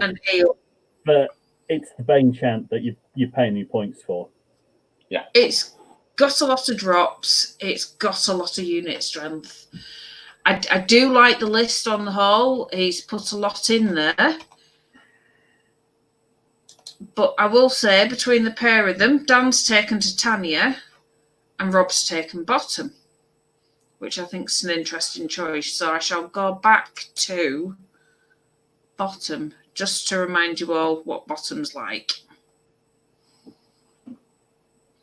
So, Aura of Stealthy, infantry. Oh, yeah. Yes, bottom. Aura Stealthy. Oh, no. Oh, no. I've got bad news for you, man. He's not got any shooting. Oh, no. Yeah, that's not going to help against the Brock Horde. Lightning Bolt will. Lightning Bolt will. He'll have Lightning Bolt 5 because he'll be standing in between a couple of regiments when he casts it once. The one time he's going to get to cast it. There's 5 regiments there, so you could probably stick between 3. Weakness and Hex can work really well if you've got them in the right place, but I don't think that the herd list can quite pull that off. If you had an army which had any defense 5 at all, apart from 1 unit, that weakness would be amazing against a Brock list. However, most of that army is defense 3. Most of that army is medium nerve at best. They're going, oh. Yeah. Well, at least it's going to... Oh, wait, no. Dan's taken Strength, Caterpillar, and Strider. So anything that they touch will die. First time round. Great. I think Dan has done the polite, gentlemanly thing in that no time will be wasted in any of these games with his opponent asking, "What does that unit do?" Because he's just taking the same time. And like the big risk when you take a unit like this, a list like Dan's taken, where you just take all of the same thing, is that like in the big Kings of War ongoing game of rock paper scissors, right? When you bring a bag full of scissors, you're scared that you're going to come up against a bag full of rocks. But unfortunately for Robert has brought a stack of paper, and I think I don't think this looks good for Robert. He's got some attacks and he's got some speed, but he doesn't have speed and attacks, so he can't hit the Brocks hard enough with anything fast enough to hit them first to actually pop them. And the Spirit Walkers can't get a charge off, and when they get charged, the Brocks are going to take them off. So like I'm having trouble seeing matchups that Dan's list doesn't win because Robert's got Beasts of Nature, but he's got a flying, he's got a Dwarf with Wings of Honey Maze that can go over and punch one of them and nail them, while the other one with Blade of Beast Slayer runs over and murders the other one. This is just an awful matchup for him. It is. If there's ever a more perfect counter in Kings of War, I don't think I've ever seen it. Rob James has 1 or 2 units which are a good counter pick. That duelist Centaur Chief, Great Centaur, the Great Chieftain, bloody hell, with Amazing Safety Funding, that's great for Berserkers. However, both those Beats of Nature, which are going to be relied on to do work because they're amazing for attacking Brocks in flanks. The best counter to a Beast of Nature is a Dwarf Berserker, possibly Blade Beast Slayer, possibly Wings of Honey Maze. Unfortunately, Dan's got both of them. That's absolutely perfect. You could not ask for a better. Yeah, no, I'm sorry, Rob. I'm sorry. Yeah, I've got to say, Dan's been maxed there. I hope you enjoy this. Go into this game thinking you have a horrible matchup. It's not your fault. It's not. You don't deserve this. It's all right, Rob. Blame Jam. Go for it. See what happens. Oh, he'll love it. It's something to try something new out with. Go on, Andy. What's your thoughts of Rob's army? Because I know Mike's definitely set on Dan here. I am trying to find a way for Rob to not win. Set on Dan. I'm honestly trying to find a way for Rob to take out one of Dan's units, because you need to get a Beast of Nature in the flank. Dan's going to cover his flanks, and that's the only real chance you've got. Um, I like his list. I think I like the head of this. It's a lot of fun. It's really cool and interesting. That's unfortunate. It's just hit its nightmare. It's not cool and interesting in the right way for this matchup. It might have a good matchup or two down the line, but not here. Not today. I think Rob's going to have the same problem Andy Marshall has with trees after this. I think Rob's going to be seeing Brocks in his dreams. I don't think it's going to end prettily. I don't think it is at all. I really do apologise, Rob. If Rob, but that's the way the draw works. If Rob can come away with anything from this game, it's a win. Anything. And if he does somehow manage to win, then he will be a legend. That's a good I will buy him not just one drink. I will pay for all of his drinks at a tournament if he wins this game. Oh gosh, there you go. Next time I see him at a tournament, I'm including Clash of Kings if he makes it there. With I'm sure you've got yourself. I will pay for every single drink if he does. Yeah, I think the only way Rob's going to win. If you win this game, you should buy him one drink at the next tournament you see him at. I wouldn't have to look at just it being one tournament because he's a club. When we see him. I think if Dan rolls D3s, Rob's got a chance. Oh yeah. We're the D3 theory. That works. If Dan rolls 9 6s, I'm sorry, I just can't see Rob winning. I wish I could. I really wish I could see a way for him to win, but nah. I'm sorry, but nah. I quite like Richard Lakin's comment here. That's Dan's. There you go. I misclicked there, but Richard's comment was I wouldn't make that kind of promise about buying so many drinks. Having seen Monkey Boy drinking, I don't think you've got a problem. Yeah, I'm not a betting man. I went to a casino once. I made 40 odd quid, and then I never bet again. And then, as I said, I never bet again.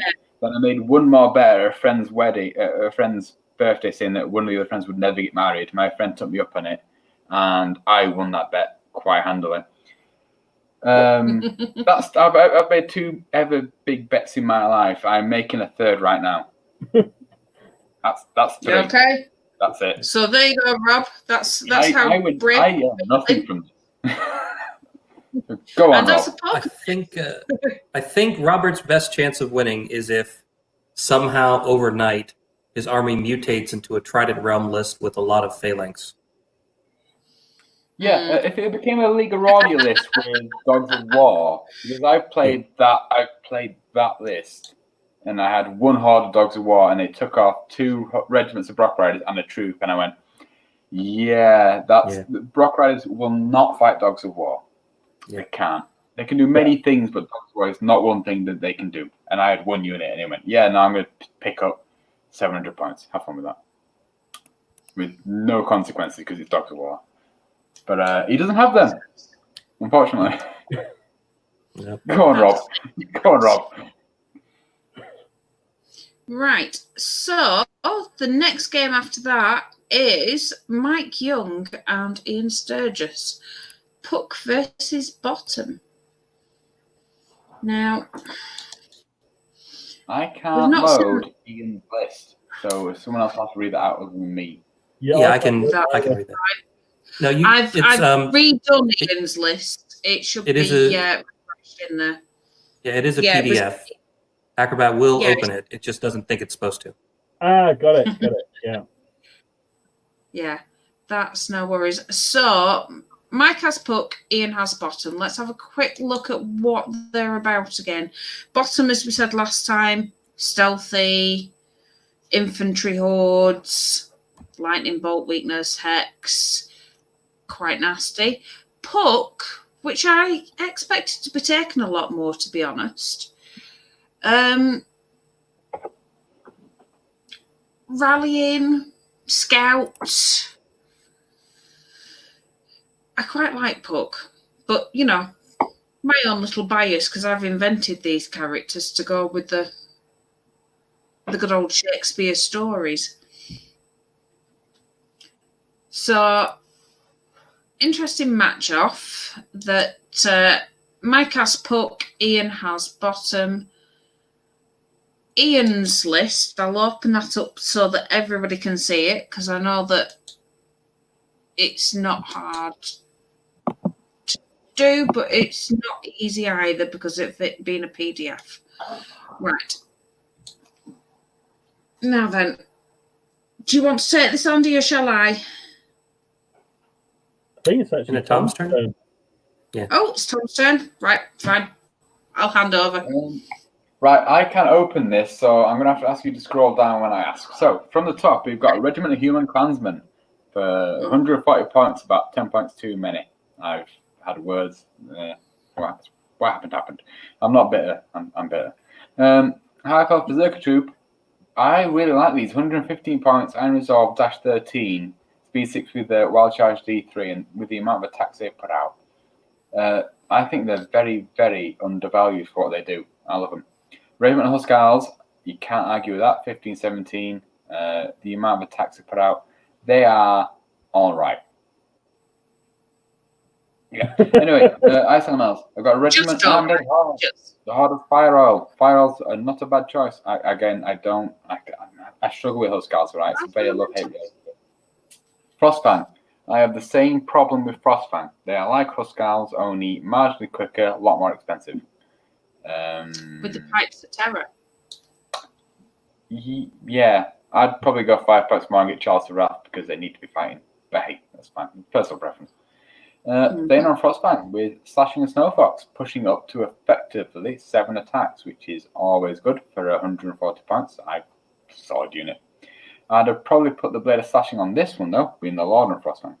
So you might as well double down on the bigger hitter, I think, for me personally. Again, I love the characters on Frostfang are amazing. They are an absolute... Well, no, they're not hidden. The Lord is a hidden gem. The Thane is a hidden gem. The Lord is an obvious 110 point cheaper dragon. And he's great. And he's fun. Right then, yep. Ice Queen next. If you scroll down a little bit. Let it go. Anyway, yep. Oh, yes. Can't hold it back anymore. Right then. Conjure Staff, Rain Chant, and you replace the Icy Breath for Surge. Does he have anything? He has got 2 units of item online, so that's a fine choice. My personal preference is elementals aren't good enough being 1s or 2s, and the Ice Queens aren't good enough economy because they're already expensive for the Surge. So I'd like to go to a 3 Horde or a 4 Horde if you can run Ice Elemental. But hey, I see a little utility battle group. It's fine by me. And then the Ice Blade with Wings of Honey Maids and Snowfox. This is always a good choice because she's got Duelist. She goes up to speed 20 with Wild Charge D3. So putting out a 21-23 charge with Duelist and all that other fun stuff is quite good. Pretty good. However, she's really expensive. She's dash 14. For some reason, she doesn't get Iron Resolve like the rest of the half elves do. And I don't know why that is. But I like her. Okay. And any thoughts on that while we're on here before we move on to the next list? It does feel a little bit like I'll have a one of them, a one of them, a one of them, a one of them, a one of them. It's a little bit of everything again. It's a toolbox. Yeah. Ian does tend to like doing that. I tend to look at Ian's list and think, I'm not sure about that, but then he plays it, and Ian's an excellent player. Like I used to know him from when he used to play Warhammer Fantasy. He is exceptionally good, very, very good. Often overlooked, and without reason because he is a good player. Even though his list building style is completely different to mine, and I respect that because he still gets results with it. It does. My thoughts are I want to see how he's going to use some of these little bits and pieces he's put into his toolbox, because some of the things, Pipes of Terror, bits and pieces, I can think of other things I would have used. But that's just me. I'm not Ian, and I have played Ian enough times to sit back and think, you know, Wings of Honey Maze and the Snow Fox on the Ice Blade. That's just like, okay, fair enough. I understand that, but yeah, it's he is doing the kiddie in a sweetie shop, and I've only got 5 pence left. If you know what I mean, I feel a little bit that way about the list. It's not the way I'd look at things. Instead of having the Firearm, the Pikes of Terror, I give the Frostfang's Fury. Things like that. But again, like I said with the list before, he may have a plan that I'm not seeing it. And from what Tom says, he probably does have a plan. He will do. He will do. He's a good player. Which someone will see and then go, oh, yeah. You know, the kind of thing completely impossible until you see someone do it. And then you go, oh, well, that's obvious. Of course you do it like that. But we'll have to see. No worries. Okay, we shall go for Mike's list. Now, I'll hand this one over to you, Mike. Oh, I've just deleted the other one. And all right. So Mike Young is playing Kingdoms of Men. Got it up on the screen? Yeah, cool. So he starts out with a horde of foot guard with Hammer of Measured Force and Indomitable Will, because Indomitable Will is really, really good. He's got a troop of bowmen and a horde of bowmen. Okay. 2 regiments of knights, one with Blessing of the Gods, and one with Sharpness and Indomitable Will. All right. A troop of mounted scouts, just as they come. He's got 2 cannons, 2 generals on Winged Beast, one with Staying Stone and one with Healing Brew. Interesting. Didn't go with Slashing and Crushing for those. And he's got a wizard on foot with Heal 3, Shroud of the Saint, and Lightning Bolt 3. Coming in at 11 drops and 17 unit strength.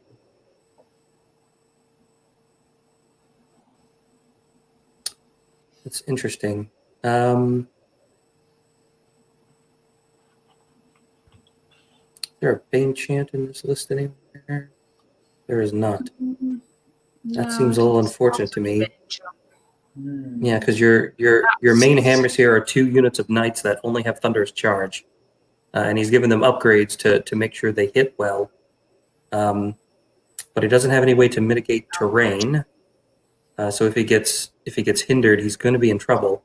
And more than the heal and the lightning bolt, I think I would rather see a Bane chant somewhere in this list to make sure those knights still do some damage if they get hindered on their way in, or if they get stuck in a grind. I'm also not sure the bowmen are really that good. I don't know. A troop of bowmen, I think I would have spent that 75 points on something else.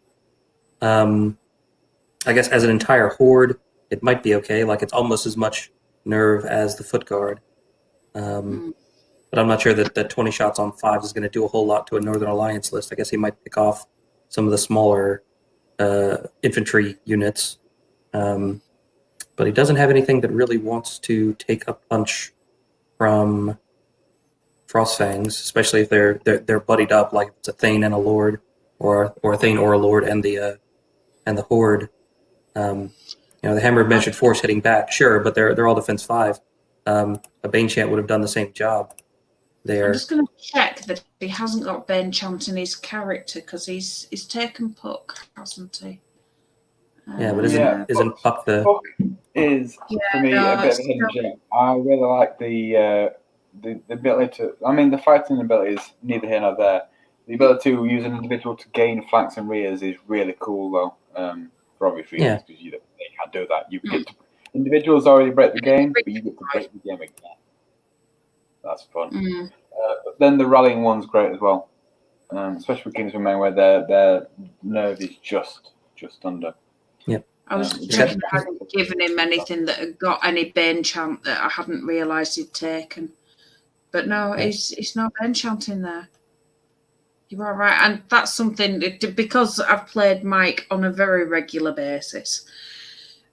That's not like Mike at all because he does rely on his Banechant quite heavily. Well, he normally has maximum wizards with Banechant and Lightning Bolt. Yeah. Because wizards with Banechant and Lightning Bolt are very good. They do what you want them to on a regular basis. I want a Pegasus. That's what you want. Yeah, you want them flying. Yeah. Right, which is almost why I'm like, couldn't you have gotten rid of that troop of bowmen and easily put your wizard on a Pegasus? Yeah. It would have made sense. And that's or get rid of all the bowmen and get a bunch of wizards on Pegasus. I don't know. Maybe he's just contemplating the redeploy. Yeah, that's a mixture of working around character and War Engine unlocks is why he's come out with that, I think. Yeah, I that think makes sense. The redeploy and the infantry side of things with the rally. Yeah. He's fully optimized for characters and War Engines there. Yeah. No, he could have got one more character in, actually. Could have got one more character. But then that regiment's unlocking the extra War Engines. Yeah, he effectively is, yeah. And cannons I think he's got unit strength 17. I think he's one of the strongest we've seen, actually. 17, yeah. I mean, that's a good amount of unit strength, and a good amount of scoring units. I think right now, of course, 2 cannons takes away 2 scoring units. And if there's one thing that Frostfang do not like, it is getting shot by cannons because they aren't quite quick enough at speed 7 to cross the board. Effectively, you can easily make them charge in turn 3. And if they've taken 3 turns of shooting without any headstrong or anything like to mitigate them being wavered because they don't have any access to that if you don't buy headstrong, Frostfang will die to cannons easily, very easily. That's because they don't have the regen, they don't have the nerve to get around it. The piercing is perfect for their defense. Like they are tailor made to stopping the big hammer, which is Frostfang. Right, and he's taking Banechant on his Ice Queen instead of heal, so it doesn't really have anything to pick that back up. Yeah, I mean the target for the cannons is pretty obvious. I guess it's just going to come down to whether or not they hit and do enough damage before they get in. That is the classic problem with cannons. If you're lucky, unit gone. If you're unlucky, they do nothing. So I think this game really could swing on the cannons. Cannons in a good position, rolling well. Mike's got a chance because there's a hole in the Northern Alliance line. Cannons fail, he's got big problems. I think if you're looking at player skill as well, both of these guys are good players. I don't think I've played Mike, but Mike is one of the ones which will always surprise you. Like he'll turn up where you least expect him. Like you're there on table 2 or table 1, and you look across and it's like, oh right, Mike's just the next table below me. He's been following me the entire tournament. I haven't quite met him yet. That kind of thing. And he always plays a similar kind of manless. However, he's playing against Ian, who, like I said before, is got like a decade of experience at the highest level. He's an exceptional player, and he cannot be underestimated. And it will not take him more than 2 seconds to turn around and go, right, those Frostfang don't want to get shot by them cannons. Yeah. And then it won't happen because he won't allow it to happen. Sure. So then I'll just shoot ice elementals instead. I think maybe. Is Mike running Puck? Yeah. Yes, it's taken Puck, and Ian's taken Bottom. That's a very interesting bit because Puck allows you to redeploy units, does it? Or is that Bottom? Yes, it's the three. Puck lets you redeploy units, and Bottom comes with stealthy, right? Yeah. So that's the interesting bit because you can redeploy if you want, and Ian's made that call and he's taken a slightly worse position to get his Frostfang out of cover. If you roll a 2, you pick them cannons up and you move them where they need to be. You put them where they need to go. Yeah, that's awesome. So you can see that Mike's really put the thought into this list. So I'm 50-50 and can win this. Yeah, there's things about both lists that I like, and there's things that I feel like are suboptimal. So and I'm having trouble finding an obvious thing, and I hate for us to come down to, well, it depends if the cannon's hit or not, or it depends on if he gets to redeploy them, or it depends on something's in cover or not. Like, do we know what the terrain maps are going to look like? That's the problem with war rings, isn't it? It's like it's one of I've those not where you yet turn around published and go, it. oh, these cannons. They had one turn where they got 3 hits. That became 12 damage rather than Right. 3, and then that Frostfang Horde died, and it shouldn't have died. Yeah. There you go. It's turn 1. His alpha unit is down, and then turn 2 the cannons get to hit again as slightly average or slightly above average. And you're like, all right, well now it's going over. Yeah. Now he's 2 big That's units just down. put, it can redeploy those cannons, and There you go. yeah, Yeah. that's a very good point. Yep. It's taken And Ian that really option. wants the Ice Elemental Regiment to live, right, to like screen the Horde, because if those 2 Knight regiments coming over like together will one-shot either Ice Elemental unit, but if the regiment's still there in front of the Horde, then you hit that one, and then you get countercharged by the other, and then Frostfang characters jump on the other one. So if the cannons get rid of either the Frostfang Cav or significantly damage one of those Ice Elementals, it's going to make it tough for Northern Alliance. If not, it's going to be kind of interesting. I'm not really sure which way we're going to go. I don't know that the Northern Alliance is super scared of the other shooting. Both lists have really good units which individually can counter the other's playstyle. Yeah. The Northern Alliance list doesn't have much in the way of chaff, does it? Which, when you're dealing with knights who will then outrange the Lord, your Thane, and your Frostfang, that's quite important. Because if they're going into Huskarls, there's a good chance that those knights, as they are kitted out, can one-shot Huskarls. They can one-shot Frostfang. Well, I'm looking at those generals on Winged Beasts and thinking that's going to be a speed bump. If the knights can charge something and there's something threatening the flanks, charge general and Winged Beast in there, it's going to take a turn, maybe 2 if you're lucky to kill it. So that could be a counter to the Northern Alliance support units. So yeah, definitely. I think, but then for me, I'm there thinking, oh yeah, but because it's a lot of, oh yeah, but then this, but then this, but then this. Those general Winged Beasts are good, but then the Thane and Frostfang and the Lord are overall a lot cheaper. Yeah, they're slightly slower, but that Lord can take a hit from a general, turn around and then whack that general, waver him, and then kill him. The Thane is 60 points cheaper, nearly as good in combat, pretty much as good in combat. But then it's 50 points cheaper and it's as good. Like, it's just slower. That's the only difference. Yeah. You know. And like the human clansmen in the Northern Alliance list can chaff for the Huskarls and take a punch from generals or knights. And the Ice Elemental Regiment can chaff for the Horde and take a punch.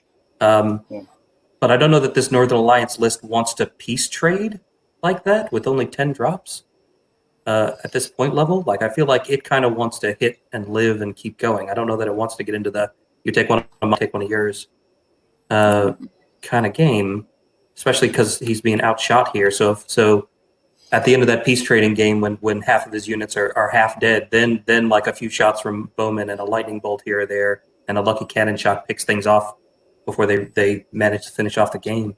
I don't know. This one's tricky, I think. Yeah, this is probably the closest game we've had, I think. Yep.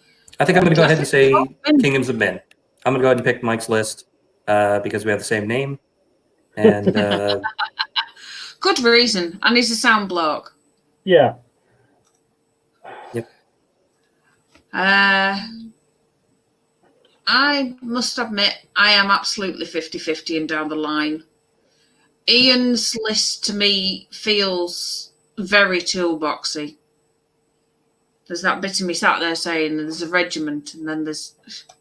It just feels... But I know Ian plays really precisely. And I'm probably underestimating Mike because I play him all the time.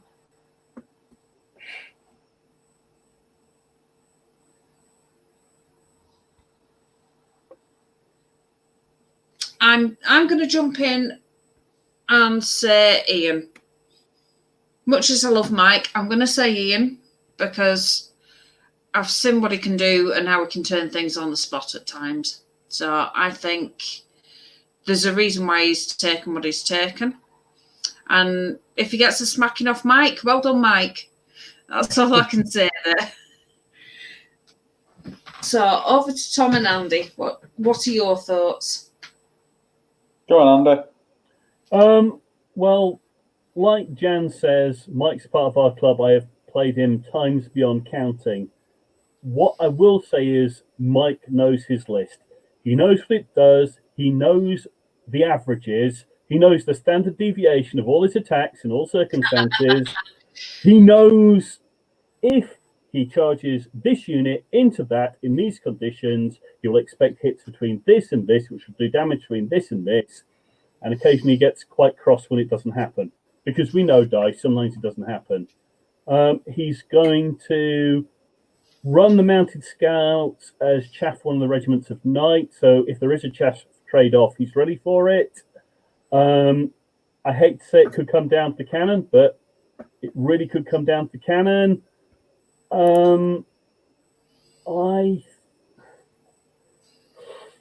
As everybody said, it's really hard to call. Flip a coin if you have to, Andy. I think from our club, it's easy to underestimate Mike because we played him enough to know how he thinks. So that might give us an advantage, which Ian might not have. Ian doesn't have that. So I'm going to say, come on, Mike. I think you can do it. So yeah, Mike. I'm hoping Mike gives him a smack on the backside, but there's that bit of me that's out there saying, nah. Yeah, me obviously, I know Ian fairly well. Like I said, I know him from the Warhammer days, and Ian has so much experience that while Mike knows, and I know Mike knows this, I know he's played that variant of Kingdom of Men for however long. In the same way that I'm quite happy to pick up any list and play it. I know what everything should do. I know how it's supposed to work, and I don't really mind if it's completely different to what I've ever played before. Ian's in the same boat. He knows the D6 game. It doesn't matter if it's Warhammer. It doesn't matter if it's Northern Alliance. It doesn't matter what version of what he's playing. Mike's the same. With the experience, I can look at the rules and go, all right, this does this. This is the play style I'm playing. All right, cool, and then he'll adapt to it very quickly. So even though I've never seen him play Northern Alliance. I don't know if he knows anything about them. But give him 5 minutes and he will. So it's nasty with them. I've played with them. His list looks disparate and mad. I think Kings of War at a high level can look like Kings of War at a low level. And I think this list looks like it's a low level list and will play like it's a solid, a proper competitive list. So on that basis, that I know Ian and I know Mike, but I think I'm just going to edge out for Ian here. To bring it up as I think it should be, 2 versus 2 in terms of us not making a call on this. So I think it's very close. And I think it's really I think it's pretty much a draw, and I think that has to be the call on it, really. But we can't do that because there's 2 of us each side. That's the same, isn't it? Yeah. Right. I shall pop Richard Lakin's list up. It would be me to read, won't it? Are you all right to take this for a second, Andy? Because I need to pop to the little ladies' room. So I shall... Yeah, that's fine. I will... Yeah, a second of 3 here. I'll just move it up a touch and be back. It's Lakin versus who, by the way? Gin, I'll blame the gin. Andy Marshall. Andy Marshall. I know Andy Marshall. He's that guy.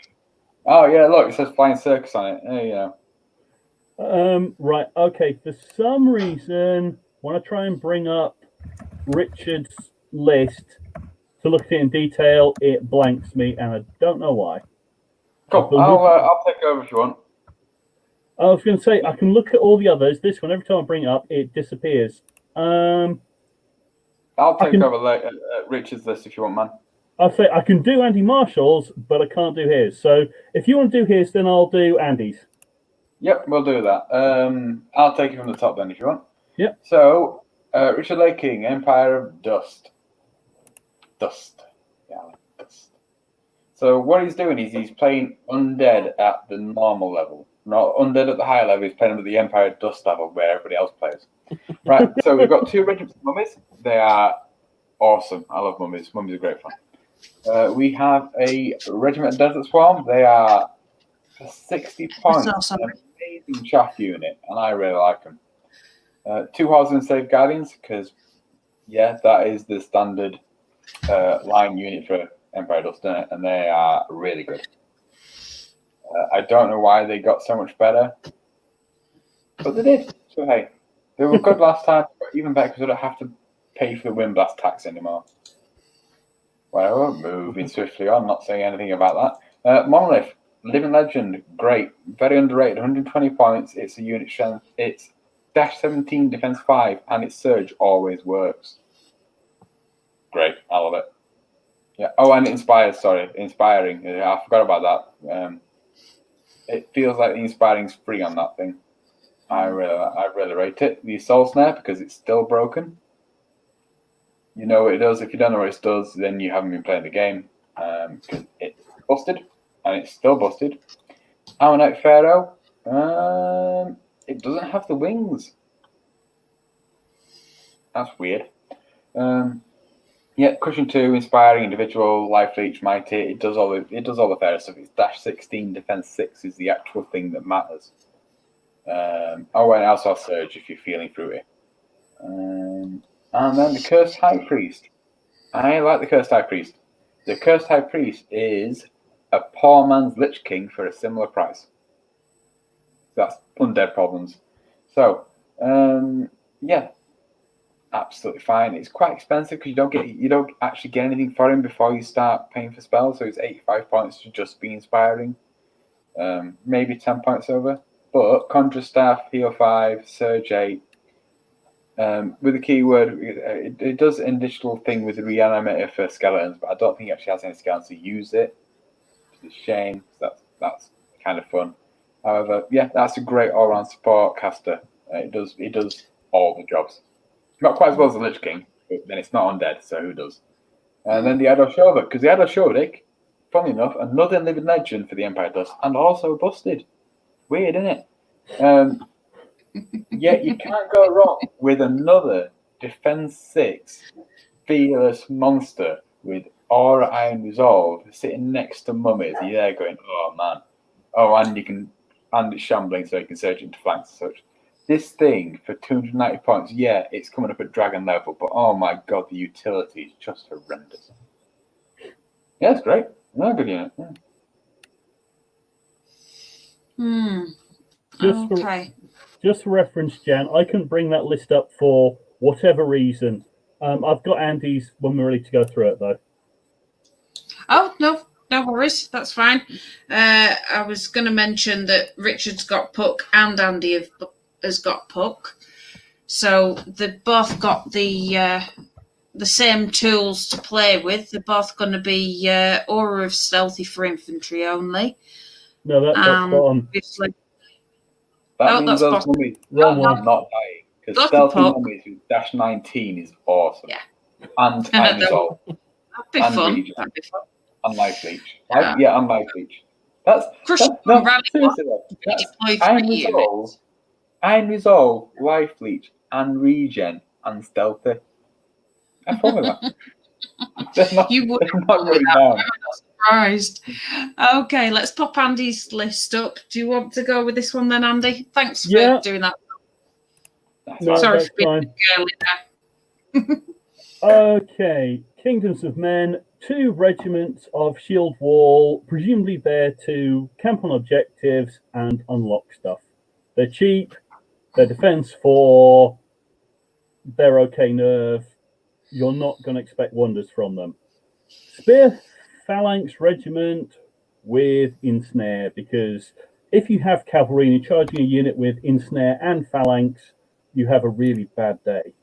And we have 2 of them, so that's what cavalry's going to avoid. 2 regiments of Knights,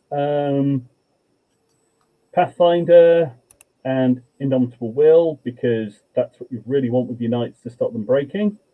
And Knight for Brew's Strength, Indomitable Will for the if they don't kill something on the charge, they still got some punch afterwards.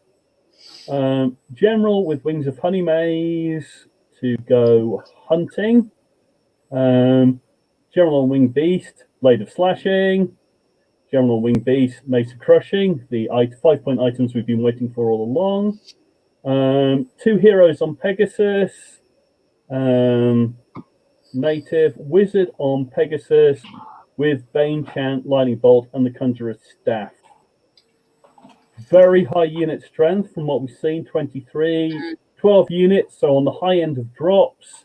I think you're looking at infantry regiments to hold, block, or camp, knights to give some punch, and then all the flying stuff to try and get flanks, edges, turn corners, and the wizard whizzing around in support.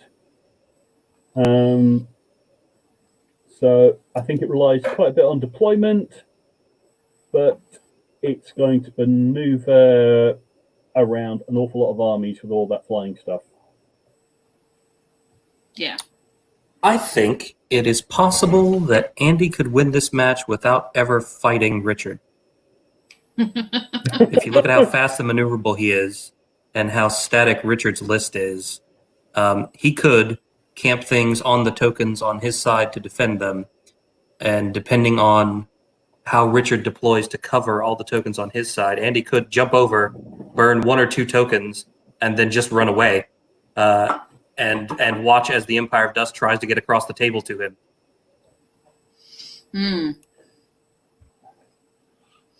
Yeah. I like to look at that Empire Dust list and go, there's what? Monolith is Surge 8, and it does it pretty much anywhere. It doesn't give a fuck about most of the rules. It gets to ignore most of the rules. That's why it's good. But then the Pharaoh has Surge 8, and the Cursed State has Surge 8 with Conjure Staff. So you're looking at 25 Surge.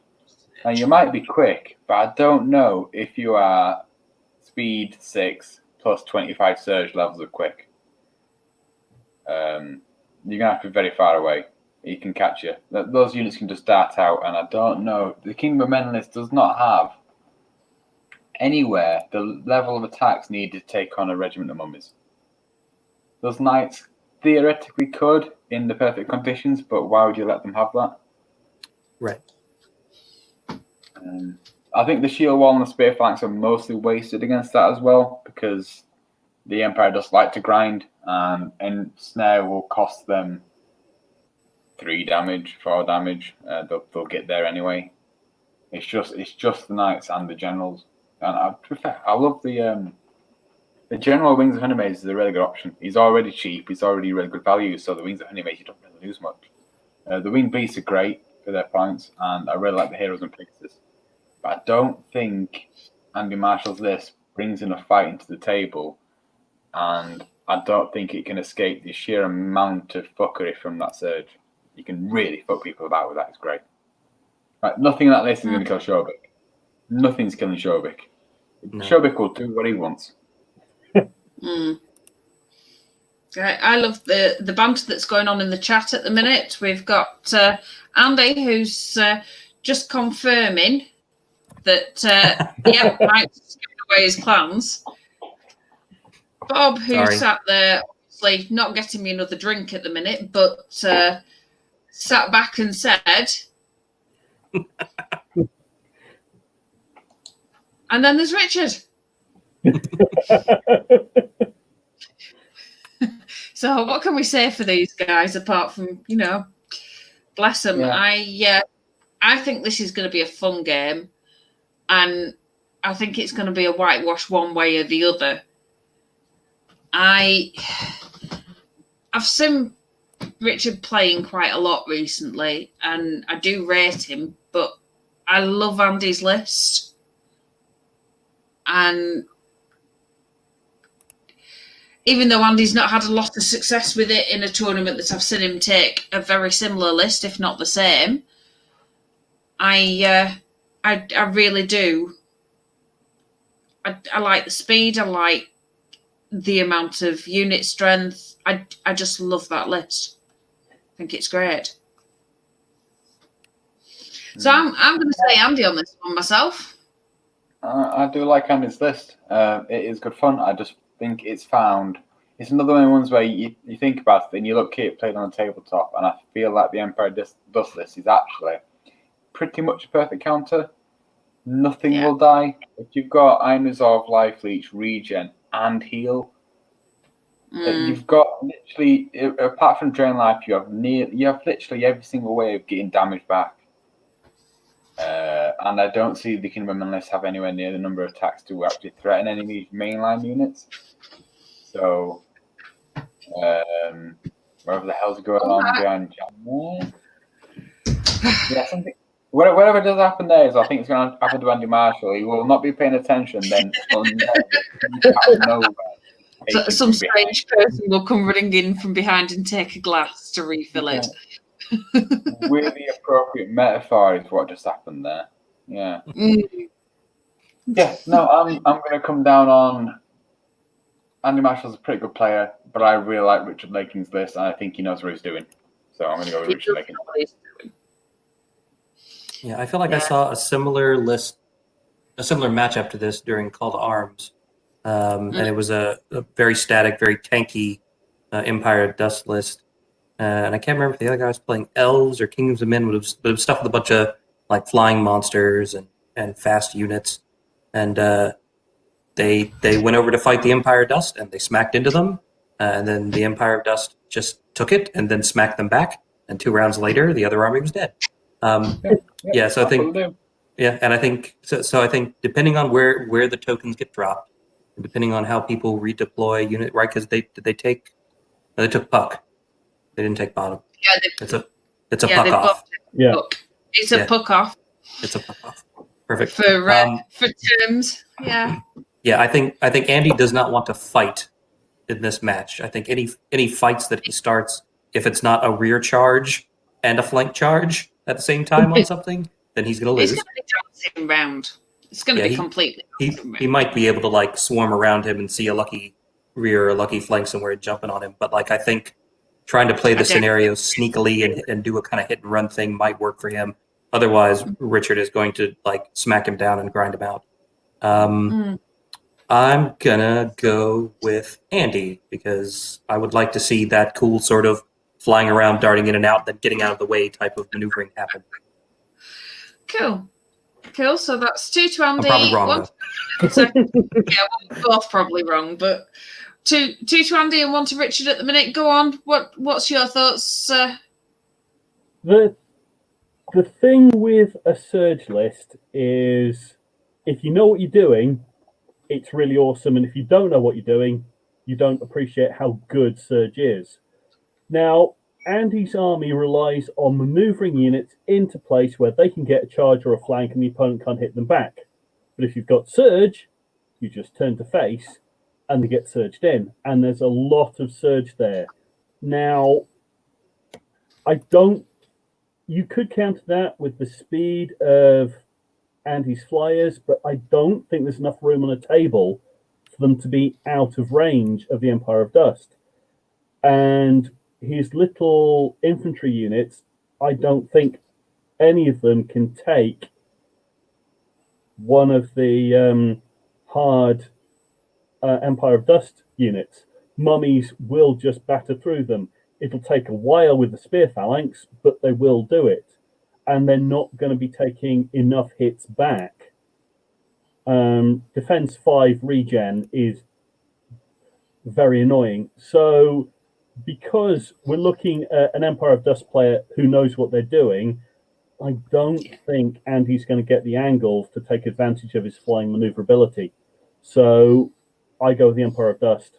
I think in the hands of a skilled player, they are going to counter Andy's biggest strength and just push through and grind. And all the damage Andy does get to do, I don't think he's going to do enough to kill anything in one go. And then, as if by magic, it'll be back to what it was before he even hit it and hitting him back. So literally by magic, he has regen and heal. Exactly. Literally magic. No magic or dice It's roll. just wrong. How do you heal undead? I'm sorry. It's just wrong. That's not the right term. It's the Yeah, fix the undead creature, not heal it. you have a regiment Yeah. of undead suddenly going, I'm alive! I don't want to fight for you anymore. But no, I'd say, I think it's going to be undead. Despite the fact I love flying monsters. I do love Kingsman Men, but I think the poor man's undead list is going to take this. Yeah. Richard's just put this up, and it's like, knowing that he hasn't played very many games of Kings of War, but having seen him on so many other different gaming setups over the years, I think that was just tempting fate there, Richard. I think you need a good smacking. Go on, Andy, get him. I think Richard's list, if you look at Richard's list, looks like a guy who's been playing that list for a while. It looks like a guy who really knows that list. So wherever he's come from, he clearly knows what he's doing. That looks like a does. already. If you're saying he's only on 20 games or whatever, then you knew what he was doing before he turned up. So. Oh, yeah, yes. that's a super solid Empire Dust list. I really like the Empire Dust list. So Richard, I'll tell you the secret on how to play Surge appropriately. This is all you have to know. Every time your opponent moves anything, okay, when he takes his hand off it and goes to move another unit, just say, "Don't forget I can Surge," and your opponent will stop and be like, "What the fuck did you see that I don't? Oh my god, did I just put that thing someplace dangerous?" And he'll kill all his time second guessing everything because he's not sure what you're planning on surging. Just get in their heads, man. Just get in their heads. You can do amazing things. Surge. You can do amazing things. Great, fun, horrible, broken things. Yeah. Surge is literally. You can miss charges by 1 inch. Yes, you can do great, amazing things. To be fair, you can accidentally surge a unit so far forwards because you got more success than you wanted. Your opponent's going, "Oh look, flanks." But you can also charge turn 1 with a shambling unit. yes, you can. Or you can miss that turn 1 charge by 1 inch and then get flanked. You can perform some really weird magical stuff with Surge. It's great. It's great. At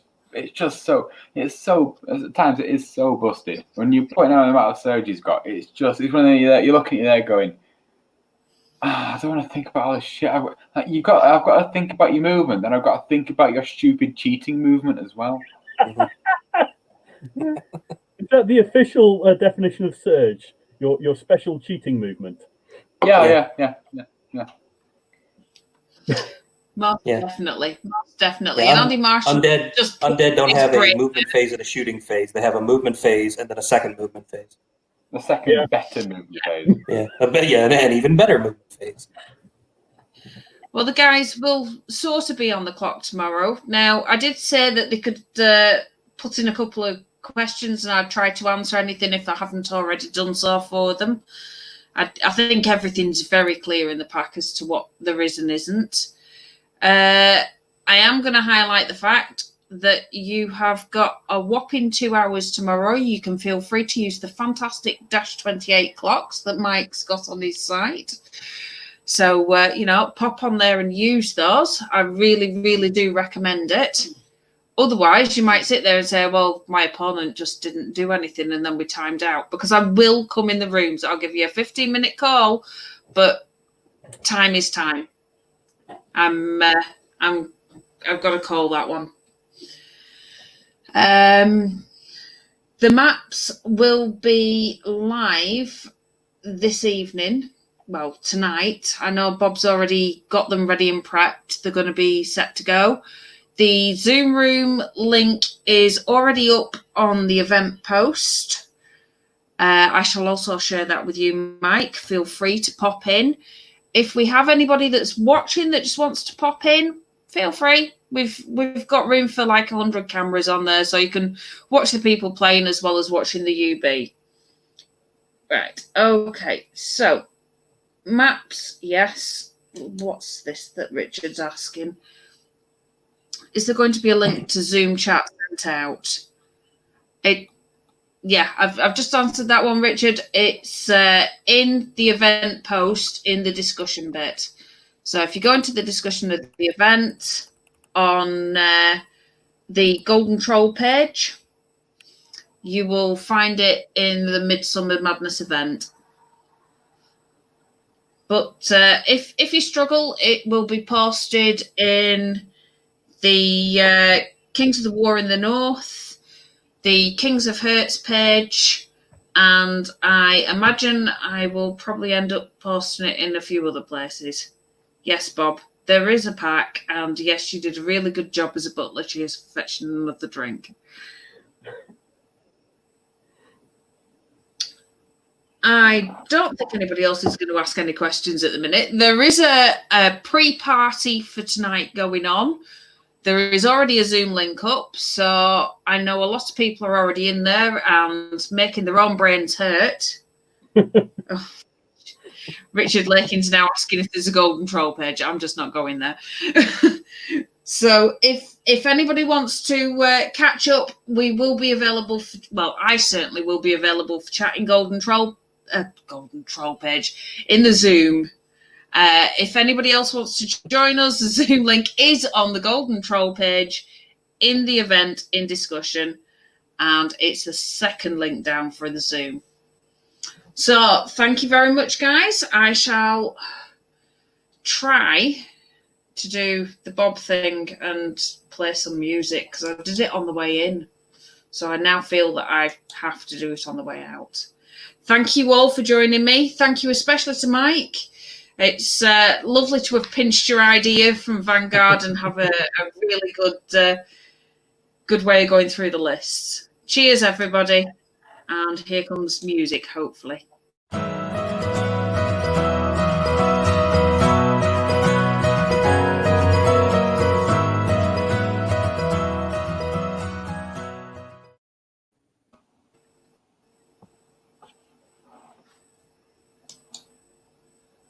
Huh.